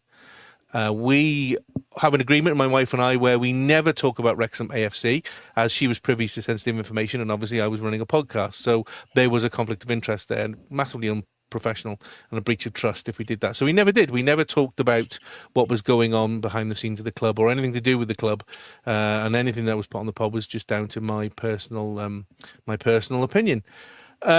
However, she grudgingly had to leave her position in April to protect her mental health, something she really didn't want to do, as she described the job as head of administration for the academy at Wrexham as a job of a lifetime and a dream job.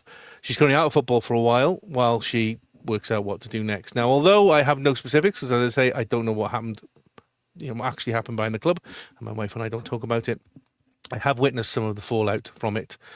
From aspects of Wrexham Academy. And even though I feel I should comment, I really should comment of what I have witnessed and the way that my wife has been so upset by what's happened. I don't think I could be unbiased, and I would probably get into very big trouble. So I personally won't be commenting on this news at all. However, Jamie and Daz, quite a big move really though for the head of academy, who's only been there less than a year or maybe just over a year. With obviously the academy moving forward, that's quite a big thing for them to lose that head of academy. How quickly do they need to get somebody in return, do you think? Yeah, quickly. It's a big position, isn't it, and an important part of the club and the future. They need to fill that void as soon as possible, but more importantly, they need to fill it with the right person. And for the same reason as you gave, that's about as much as I'm going to say on it. So, Daz, you can say whatever you want by the sounds of it. Oh, I mean, I'm all up for putting my size 12s in whichever mouth I want to put, because I've got no idea what you're on about. Because you absolutely, to reassure any listener, I mean, yeah, you've absolutely been the consummate professionals throughout all of that process of trying to separate what you know and what you want to know and all of that kind of thing, but also the privy to sort of the potential. But I don't understand, if somebody's leaving on personal reasons, then it's usually either it's family at home or something like that, or it's about an opportunity to progress their career. They usually say these things. So the fact that somebody's leaving on personal reasons, it just leaves it a little bit open to interpretation. So that doesn't help. But you've got to have these positions filled. There's as much as I'm still a little bit behind on the documentary, so apologies. We're still members to be in the room at the same time, but the fact that you do a brilliant documentary episode about the importance of the academy being the way to get youngsters through, because that's the cheaper and more effective way of getting some quality into. The academy is the backbone of all the big clubs now. We were just talking about Rob Page stepping in at Liverpool. There are some top managers who are doing it at the under 21 level because they can't do it as senior, because clubs recognize the importance of these jobs and these roles, and there's a lot of players there who need their guidance, and if you're not careful, other clubs will turn their heads. And if you want, if you're a parent with a young child wanting to sort of, progress the dream, doesn't matter. I mean, the dream might be to play for your local club. You may not be from Wrexham, but if you're a quality player, your dream is to play at a level. And if you don't feel that there's reliability or, the security of that journey is in safe hands, and you get an offer, as much as you'd like to be part of this Hollywood, dream story, you're gonna choose the stable, more reliable option. I'm guessing. I don't have any. I don't have any interest in terms of none of my family have gone through this. I haven't gone through. I don't understand. What it's like to be a quality player. I definitely don't know what it's like to be a quality player, but I don't know what it's like to be a player who's on that journey, wanting to progress their career. So I've seen you play, Daz. I think you're a quality player, definitely, for your age. Yeah, Quality drinker. If I was playing against 5 or 6 year olds now, I might stand a chance. But no, yeah. So there's obviously the stability you want in the club. A well run club needs to go through all aspects of the club, and if this, it's a little bit worrying once you have the women's game in a sense, it's sort of unclear what the future is there. The academy is unclear. It reinforces what we were talking about a bit last week, wasn't it? As in, the men are down under and they're having lots of press and they're doing lots of things and they're getting a lot of resources, and the academy is without an academy manager and they still haven't fully moved into Darland yet, and the women have no manager and no contracts and no pre-season tour and nothing. Yeah. So it does, again, it reinforces a little bit that everything is being put towards the men, and then everybody else. Yeah, I mean, I don't expect. I also don't expect things to happen quick. Sorry. No, but I don't expect all of these things to happen quickly, because some of these things are complicated. So I'm not gonna pretend to understand some of that. And I also think that there's no point making rash and hurried decisions and getting the wrong people in post, and it starts complicating things. So I know the summer months, people go away, they're on holidays, there's breaks, there's people talking to people in between. It's not straightforward. I get it, but I think that they've learned surely in recent years the importance of clear communication, that even if there is a strategy, even if there is a plan, even if there is some sort of guidance, news, to be able to sort of steer people towards the clarity that they're looking for, so that we're not having this conversation and making up potential, then I also think a message from the club is probably overdue in that situation. So I'm sure they'll have a long list of specific criteria that they're looking for an academy manager. Because it's quite a specialist thing, isn't it? It's quite a specialist position. But I hope above all else, the top of their list is a decent human being.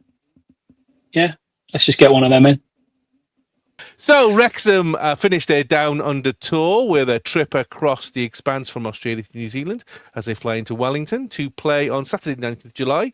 Kick-off in the UK, a very painful 5 a.m. BST at the Sky Stadium to play Wellington Phoenix. Wellington Phoenix are also in the A-League, in the Australian A-League. Last season they finished 11th, but they've never won the Premiership, but were runners-up in 23-24. For those of you in the UK, you can watch the game live at 5 a.m., where Malcolm Allen will probably be commentating again and speaking absolute nonsense like he did on Tuesday on S-Pedorec Click and YouTube, and then full match highlights, the match in its entirety in the evening on S-Pedorec. And again, you can watch that if you don't want to get up at a ridiculous o'clock in the morning, unless you're a little bit crazy like I am.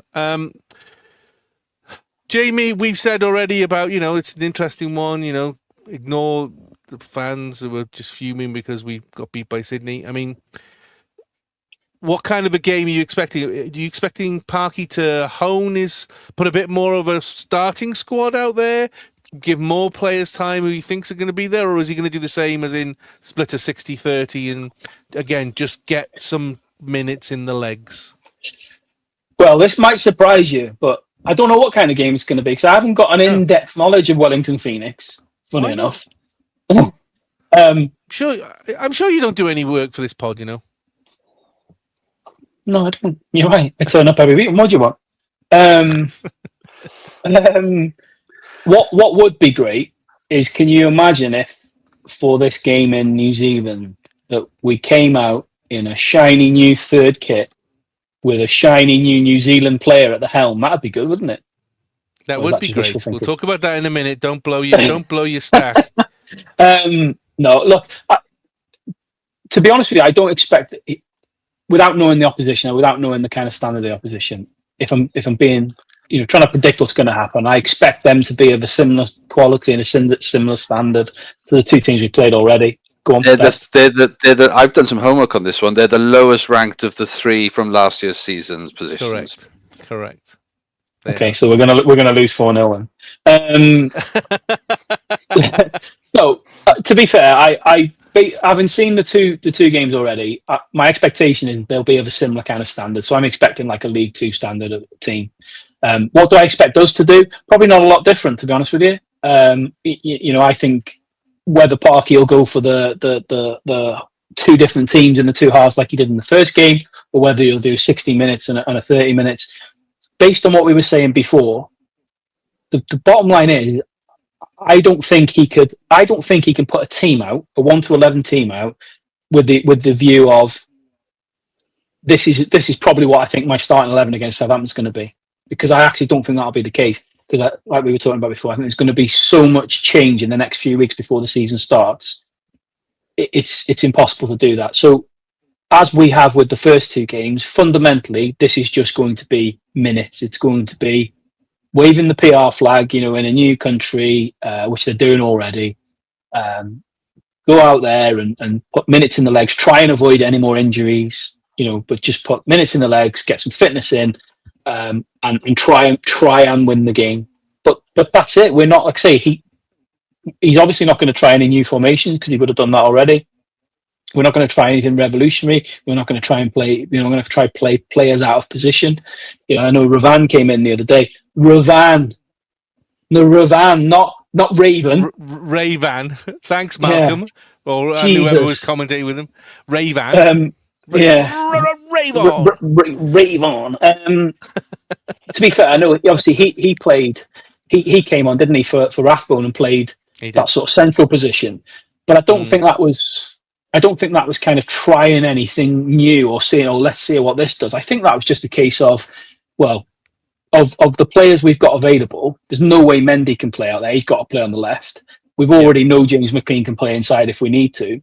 So that's why I think Ravan was put in there, because he was the more capable of the two between him and Mendy of playing inside. Granted, it's not his position at all.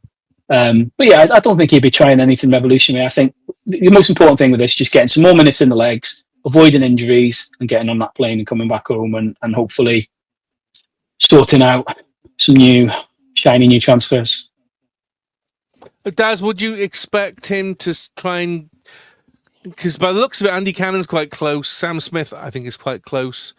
I mean, we've not seen Smith and Ryan Hardy together yet. Would you expect to see any of that, or is it literally just going to be a bit of a carbon copy of what we've already seen? When you say close, I mean you don't want to do it. You don't want to risk anything. No. There's no value to that, and so if there's even a remote hint of you want to be back in Wales, medical support, all of that kind of thing. Let's not mess about. So. If somebody is properly fit, though, and it is about minutes in the tank, then just to be able to get those, those opportunities against, you'd hope, a comfortable opposition, which allows you then to play, whatever you've been practicing in the training ground and stuff like that. So, no, I would imagine it's the same. I mean, like I say, he's virtually played every player who's fit at the moment. So more of the same, and don't risk anybody. They travel because we were talking about with the youngsters in Canada. It's a team experience. It's a bonding experience. You don't want people, going like, oh, well, wasn't it great when we went to Wellington? And you just go, was it? So, but I mean, I know you'll get that with your new signings. There's going to be, and not everybody's had the experience of the promotion of the back-to-backs, and they, you can't compare like, oh, we did that last year, remember? No, I joined this year. So all, the changeover in a squad always means you're going to be, living a slightly different path to each player. So I don't think he'll stick with what he's got and not risk anybody. Obviously, talk now has turned as well to, so what happens next? 3 games out in Australia and New Zealand. Many people are saying that's undercooked. There was talk today that I read about possibly having 2 games pre-season, another 2 games before the season starts. Maybe one behind closed doors, maybe one in Europe rather than in the UK. I mean, how important do you think it is that they do try and put a couple more games in there before we take on Southampton in a few weeks' time? Given the without kind of repeating what we've already spoke about, given how much change I expect there to be with our personnel, and given the quality, or sorry, not quality, that's rude, the level of opposition that we've faced on this tour, I think it's really, really important that we get at least 1 game, if not 2. But I think it's really important that the opposition, like I said before, for me, it ideally needs to be an opposition that's of Championship, Premier League, or a foreign equivalent. Because, like I say, the way Parky plays isn't going to change. There was a little part of me that was kind of hoping we might have seen something different on this tour, a new formation, just to see what it looked like. But he as much as I keep telling myself over the seasons, he will only play this way. He brings players in to play this system. This is the way he plays. Yes, there's been slight variations on how he plays it. There's slight variation on the tactics over the seasons in the different leagues, but it's fundamentally playing the same way regardless. The only deviation we've ever seen from it is when we're chasing the game and he goes to the 4 and the diamond, and that's it. So he isn't going to change now, which is cool. I'm not going to tell him he's wrong, which is great. But I think because we're going to continue to play the same way against much, much better opponents that we're going to come across in the Championship, not just better quality players, but tactically astute managers, quality teams, huge cauldron opposition. Everywhere we go is going to be massive crowds.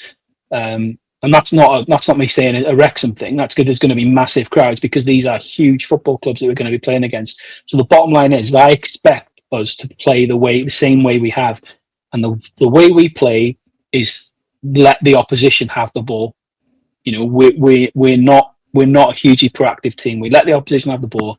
We try and wear them down. We try and keep them out, and then we try and hit them.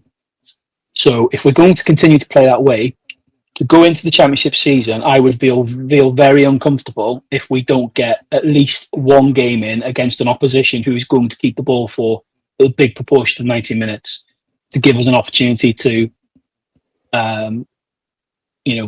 set a team up and work on our shape without the ball. But hopefully with, some new personnel that's more likely to be starting the season. I'm not expecting us to get all our business done before the first game of the season because I think there might be a couple of loans that we might try and sort out, but that is likely to be at the very back end of the window. But, we spoke before about probably at least 5 players that we need for our starting lineup. I agree with you. I think probably 5 or 6. I would like to see 4 of those in before we kick a ball on against Southampton. Come and see the rest with me, and you will swear that you have seen a vision. We don't just know they feel when they beat me by the field. We're off to the second division.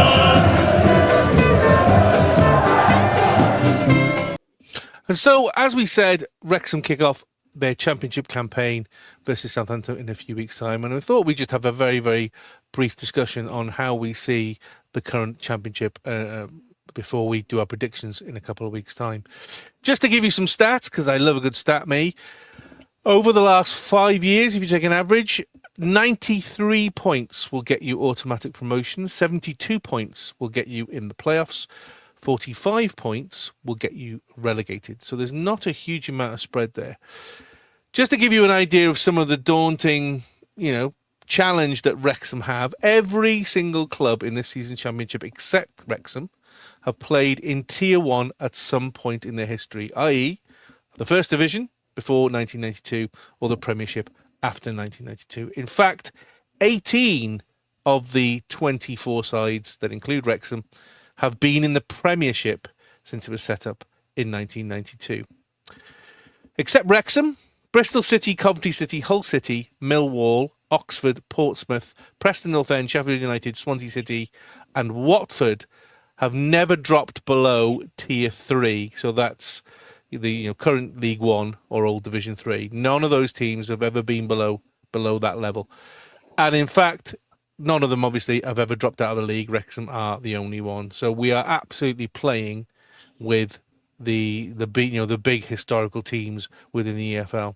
Wrexham obviously were last in Tier 2 in 1981-82, and our highest ever position was 15th in what is now the Championship, which was then Division 2 in 1978-79, and we achieved that with 38 points. And as I've already said, 45 will get you relegated. So Wrexham do have a lot of work to do.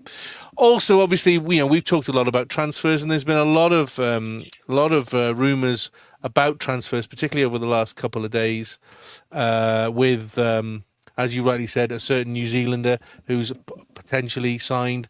Owen Beck from Liverpool potentially signed. There's been a number of names. It's interesting that I've just seen a tweet that's gone out from Sheffield Wednesday saying the Owls can confirm that current contracts of Michael Smith and Josh Windass have been terminated by mutual consent. And Josh Windass has been, his name and Michael Smith's name has both been attached with Wrexham at some point. But we've not made any signings, whereas there are a number of clubs, including the likes of Birmingham and Charlton, the two clubs who have come up with us. They've made, between 6 and 8, 9 signings between them. Swansea City have made 7 signings. There are a number of clubs who have made a significant number of signings, but obviously we've only made 2. Obviously, as well, you have to that Hull City and Sheffield Wednesday, who are currently under a transfer embargo. Jamie, it doesn't, when you're standing at the bottom of the mountain looking up, it doesn't make it any easier, does it? I mean, we talked a little bit earlier in the pod about how important it is that we have the right mentality, and with that comes the right players. You've said previously that you think we need 5, and you think there's going to be a lot of change in the next few weeks. Do you genuinely believe that we're going to get 5 players over the next, now that it's under 3 weeks? Or, as you say, is it going to start stretching out towards the end of August, by the end of the transfer window? I've learned in the last few years to take these transfer rumours with a huge pinch of salt until something is announced by the club. Quite fascinating to obviously hear this week about, if you listen to the Fearless Boys, they did their pod this week, and they have access, don't they, to sources that are far better and superior and far more reliable than anything that we do. So you kind of take a lot of what they say with a lot of sort of kudos behind it, and they reported this week quite confidently that they've heard, or they think that the deals for Lewis O'Brien and Owen Beck are done. They've just not been announced because they couldn't go on the tour. And the Lewis O'Brien one, I know we don't want to confirm it, but the Lewis O'Brien one, that would be a major coup, wouldn't it? And the Owen Beck one, to be fair. I mean, have you seen Owen Beck much? Did you see Owen Beck much at Liverpool? I know he went out on loan, didn't he? Though he's a Liverpool player. Yeah. No, where did he go? Did he go to Blackburn? Yeah, he was a Blackburn last year. Yeah. No, I remember. I've seen him play a few because he played in a couple of the cup games. When we won the League Cup the year before, I think he had a bit of a run in that as well. Good player.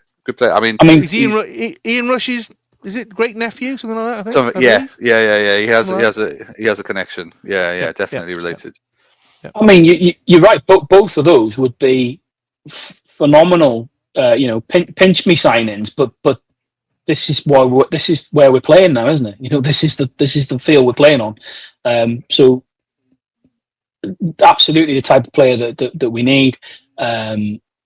Again, more from sort of doing a bit of research since the names were mentioned. Owen Beck I've seen a couple of times, but Lewis O'Brien, I have to be honest, it's not somebody I can really recall seeing playing. Watched a few highlights and stuff, and from what I've read about him, he's very much a box-to-box kind of midfielder. It almost sounds a little bit like a kind of an Ollie Rathbone type of midfielder, which, a player that's currently at a Premier League team and did really well for Swansea last year in the Championship, you're going to say that's an upgrade on what we've got now.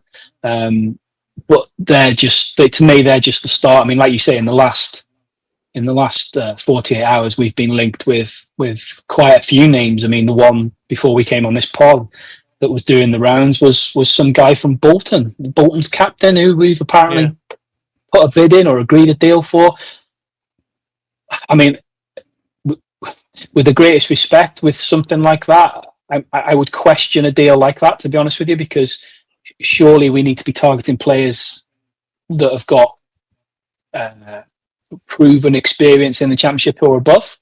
So, but yeah, like I said before, I've learned over the last few years to take these transfer gossip with a pinch of salt until the club announces something or until I see something concrete, because every social media influencer or bullshitter just puts Wrexham's name on something just for clicks, and I tell you what, Ryan Reynolds must be the best Championship manager game player in the world, because he's behind all of our signings. If you read the shit online, Ryan Reynolds personally is looking to sign. Of course he is. But it's very evident, isn't it, that we need huge reinforcements. I'm sure the club are working.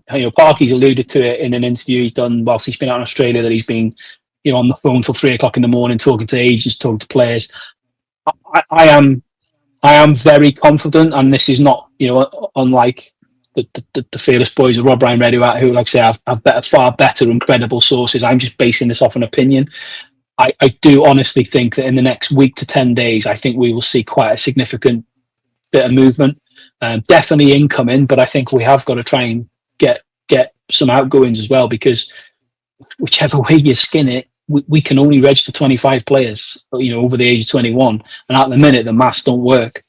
I mean, what happens to if you bring in 5 players, who are guaranteed first timers, the guaranteed squad players?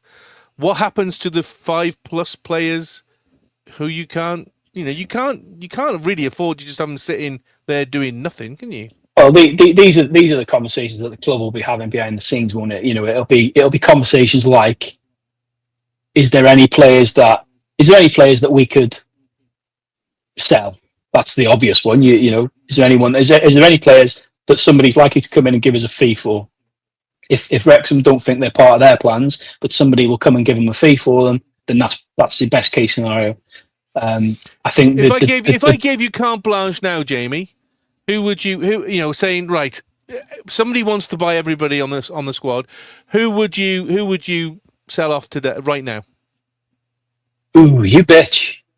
What a question that is. For me, I would say, okay, let's run through the defence. So Owen O'Connell, I would probably move on. I think you would keep one of him or Dan Scarr. Personally, although I think Owen O'Connell's probably a better ball player, he's got too many mistakes in him for me. And even with Dan Scarr, I'm saying keep him as a squad player. I absolutely think we need a staple central centre defender as a starter. Mendy, I would say to go. No disrespect, and if for no other reason than the goal he scored against Notts County will always be. And hey, we love Gambia, so we love Mendy. Gambia. Mendy. I think George Evans, I'd probably look to move on. he's just not been able to stay fit. We've seen flashes of what he's capable of, but he's just not been able to stay fit. I have to be honest and say Tom O'Connor as well. I think he's another one that I just don't think. He was done for pace quite badly, particularly in the first game. Yeah, at this level, I think definitely his transition from a defensive midfielder that he came to us as to a left-sided centre back. Was it now League Two, wasn't it? He played on the left side of, and he was brilliant. Him, Tozer, and Max, he was brilliant. But with the greatest respect, he's. I don't think he's good enough to be a defensive midfielder at this level, and I certainly don't think he's good enough to be a left-sided centre back at this level. So he's another one. I think of the rest of the midfield, you'd probably keep, Andy Cannon. Be interested to see what he's like when he's back from injury. Obviously, Rathbone. I think Dobson again as a squad player. Matty James as a squad player. But I am saying squad players here. Like you said before, you've got to be brutal and say sorry to Elliot Lee. But I think it's probably time. I don't see him having a huge amount of impact on the side in the Championship. My gut feeling is because he's in the same boat as Mullin, isn't he? From a contract perspective, he's still got another 2 years, hasn't he? Yes, yeah.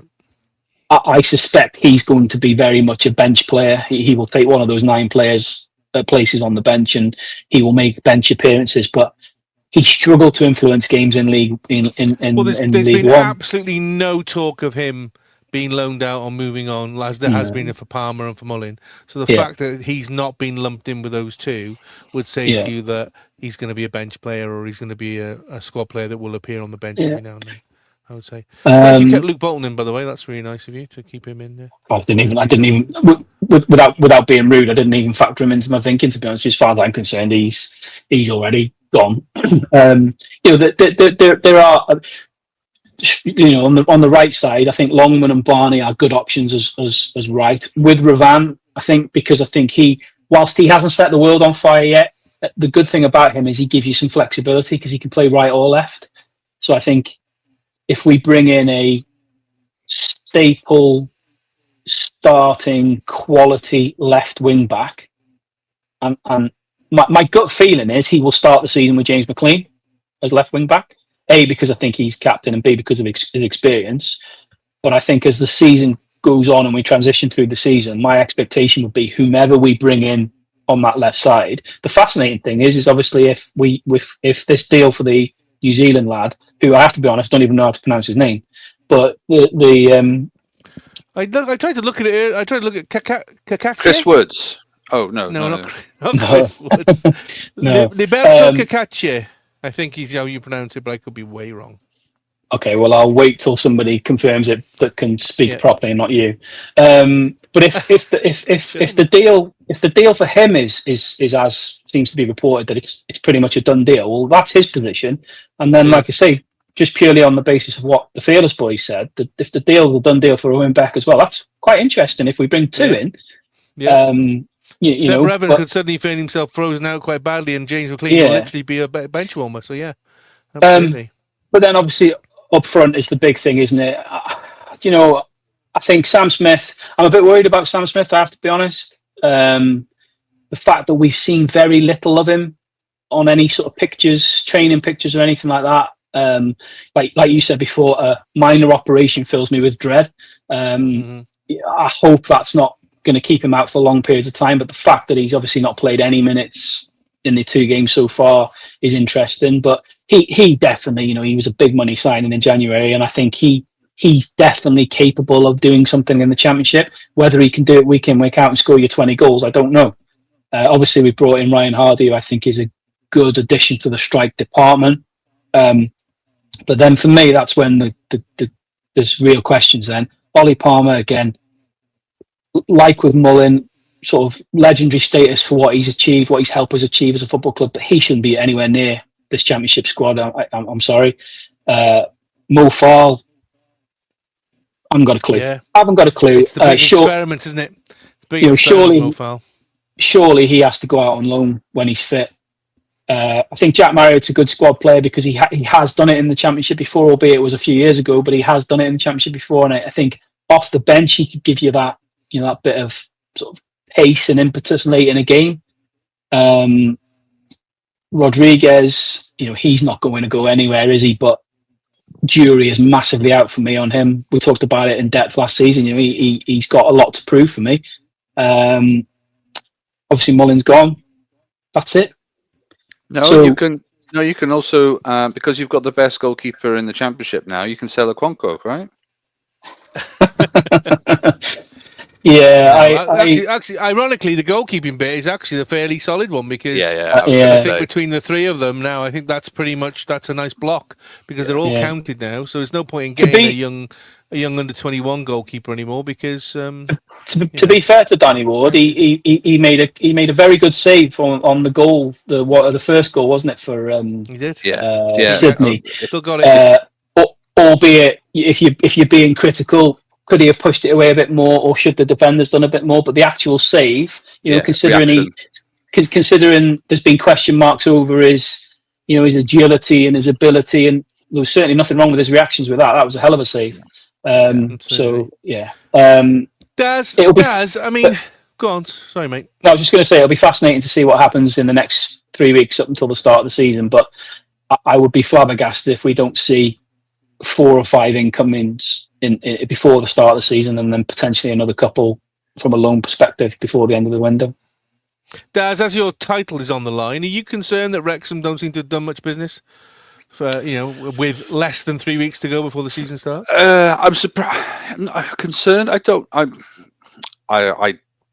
think that's a strong word. I'm surprised they haven't. It probably indicates to me the seriousness in which they are pushing for Prem or consolidating Championship, or recognise that maybe this is there's a risk here. Because the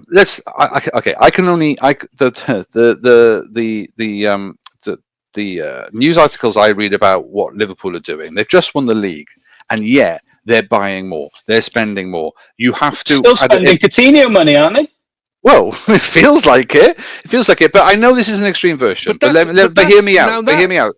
It's like you've got to, even at the top of your game, you've got to invest in your top team to stay ahead. You're staying ahead. So that's an Alex Ferguson. That's an Alex Ferguson trait. He came up with that first. He basically said is when you are at your very, very best is when you build even better.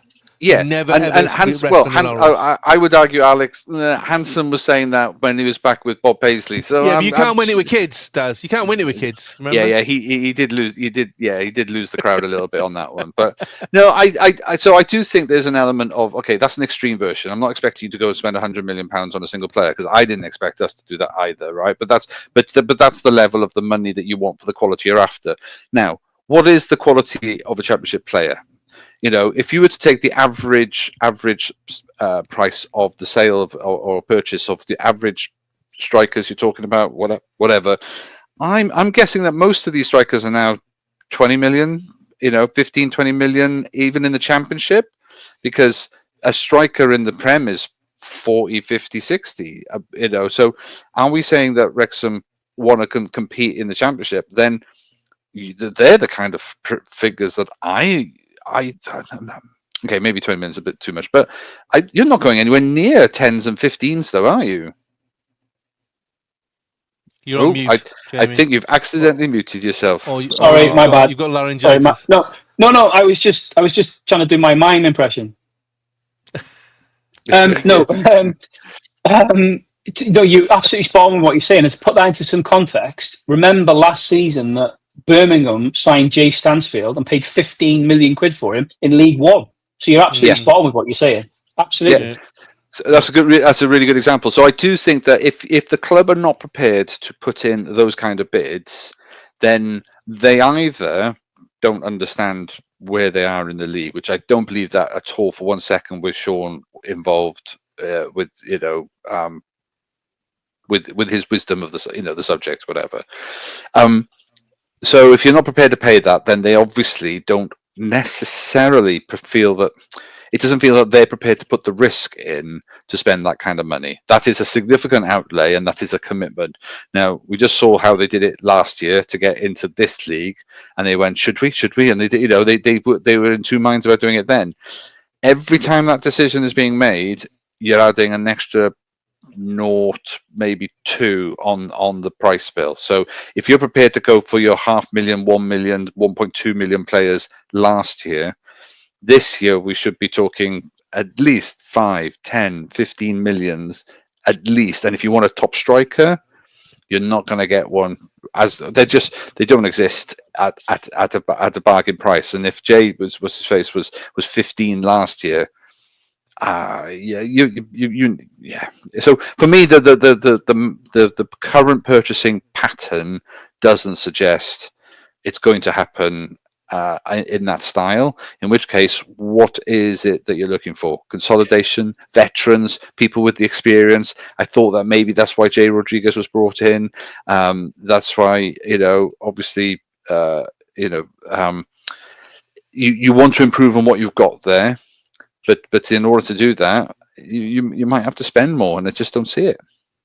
I could be totally wrong, and Rob and Ryan might end up proving me completely wrong. But I have a feeling that as much as Rob's come out and said, "Oh, I don't know what consolidation means" and everything else, I have a feeling, or I'd be very surprised if the conversations that have been had behind closed doors this year is, right, what budget do we need to get this squad to a level that we can sustain a position in the Championship? Because I honestly think that the likes of Sean Harvey, the football people in the club, now fully understand that the what's happened on the pitch has moved way too quick for everything else, and there does need to be a period of time now of consolidation so that everything else can catch up. We're talking here about signing players and things like that. It wouldn't surprise me at all if one of the massive stumbling blocks in trying to sign a Lewis O'Brien, this is a player who we're reportedly going to look to pay 4 to 5 million quid for. Currently a Premier League footballer for Nottingham Forest. Okay, he was out on loan at Swansea last year. But you're trying to convince a player like that to come and join your project. I hate that phrase, but you join your project, join your club, join the passion, join this journey, whatever you want to put it. Oh, by the way, we haven't got training ground at the minute, so you're going to have to come to the ground, get changed in the ground, then get in a car to go to where we train, come back and have a shower, and then go home. So little things like 3-sided ground, no training facilities, all these little bitchy things that we keep talking about every week that is just because everything has moved so fast. So Daz is 100% spot on with what he's saying. If you're serious about trying to get out of this league and get promotion again, realistically, you are going to have to be looking at paying 15, 20 million quid for a striker and I wouldn't even say guarantee you, because there's no guarantees at all, but to give you the best chance of a 20 goal striker. That's the kind of money you're going to be talking about in the Championship. But so we spent 875,000 euros at the moment. How big a war chest do you think we need? It wouldn't surprise me. If the players are available, of course. We don't know whether the players are available, but I would be very surprised if they're not working on a budget of about 20 million. But from what Daz just said, 20 million will get you one striker and one defender, and that's it. Yeah. And we've already said that's not enough. Yeah. But this is what I'm saying is I don't think we are going to be trying to compete for the £15 million striker. I think the conversations that will have been had behind the scenes are, what do we need to give us the best chance of staying in this league?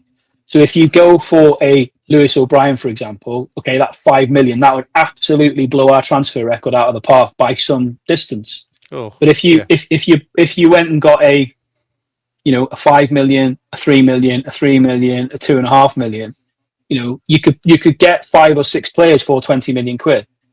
The question is, are those 5 or 6 players enough on top of what you already have to give you a chance of staying in this league? Because that has to be our ambition.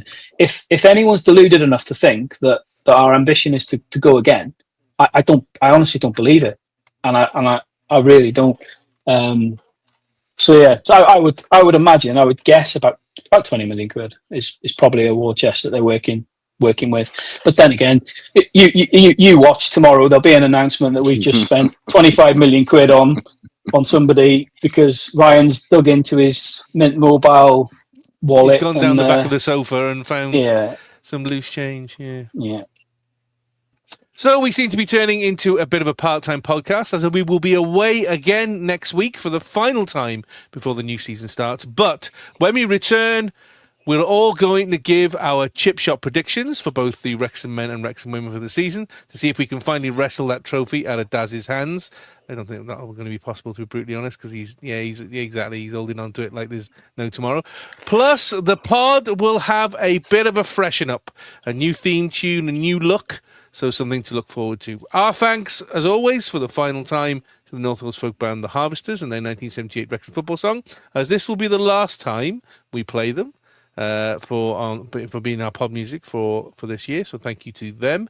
Obviously, if you want to drop us a line anywhere on social media, or you want to send us an email, eatmychipspodcast or one word at gmail.com, please feel free to do so, as Ken did this week. So thank you for that.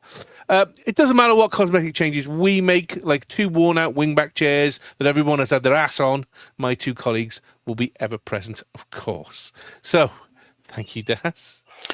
I did wonder what that shape was forming in my midriff there. So yes, you're welcome. See you in a couple of weeks. Thank you, Jamie. Pleasure. Part-timers. You know this is when they will make that £25 million signing. They're literally 2 hours after we put this pod out. Well, so that'll be that. If they do, they have my full support because it's not my money. Exactly. I've been Welsh Techie, so I'm off to find a version of Agadoo in Welsh for the new pod music. Agadoo. So until next time, come on, Cymru, and get your money in your pocket and get that change out and come on the town.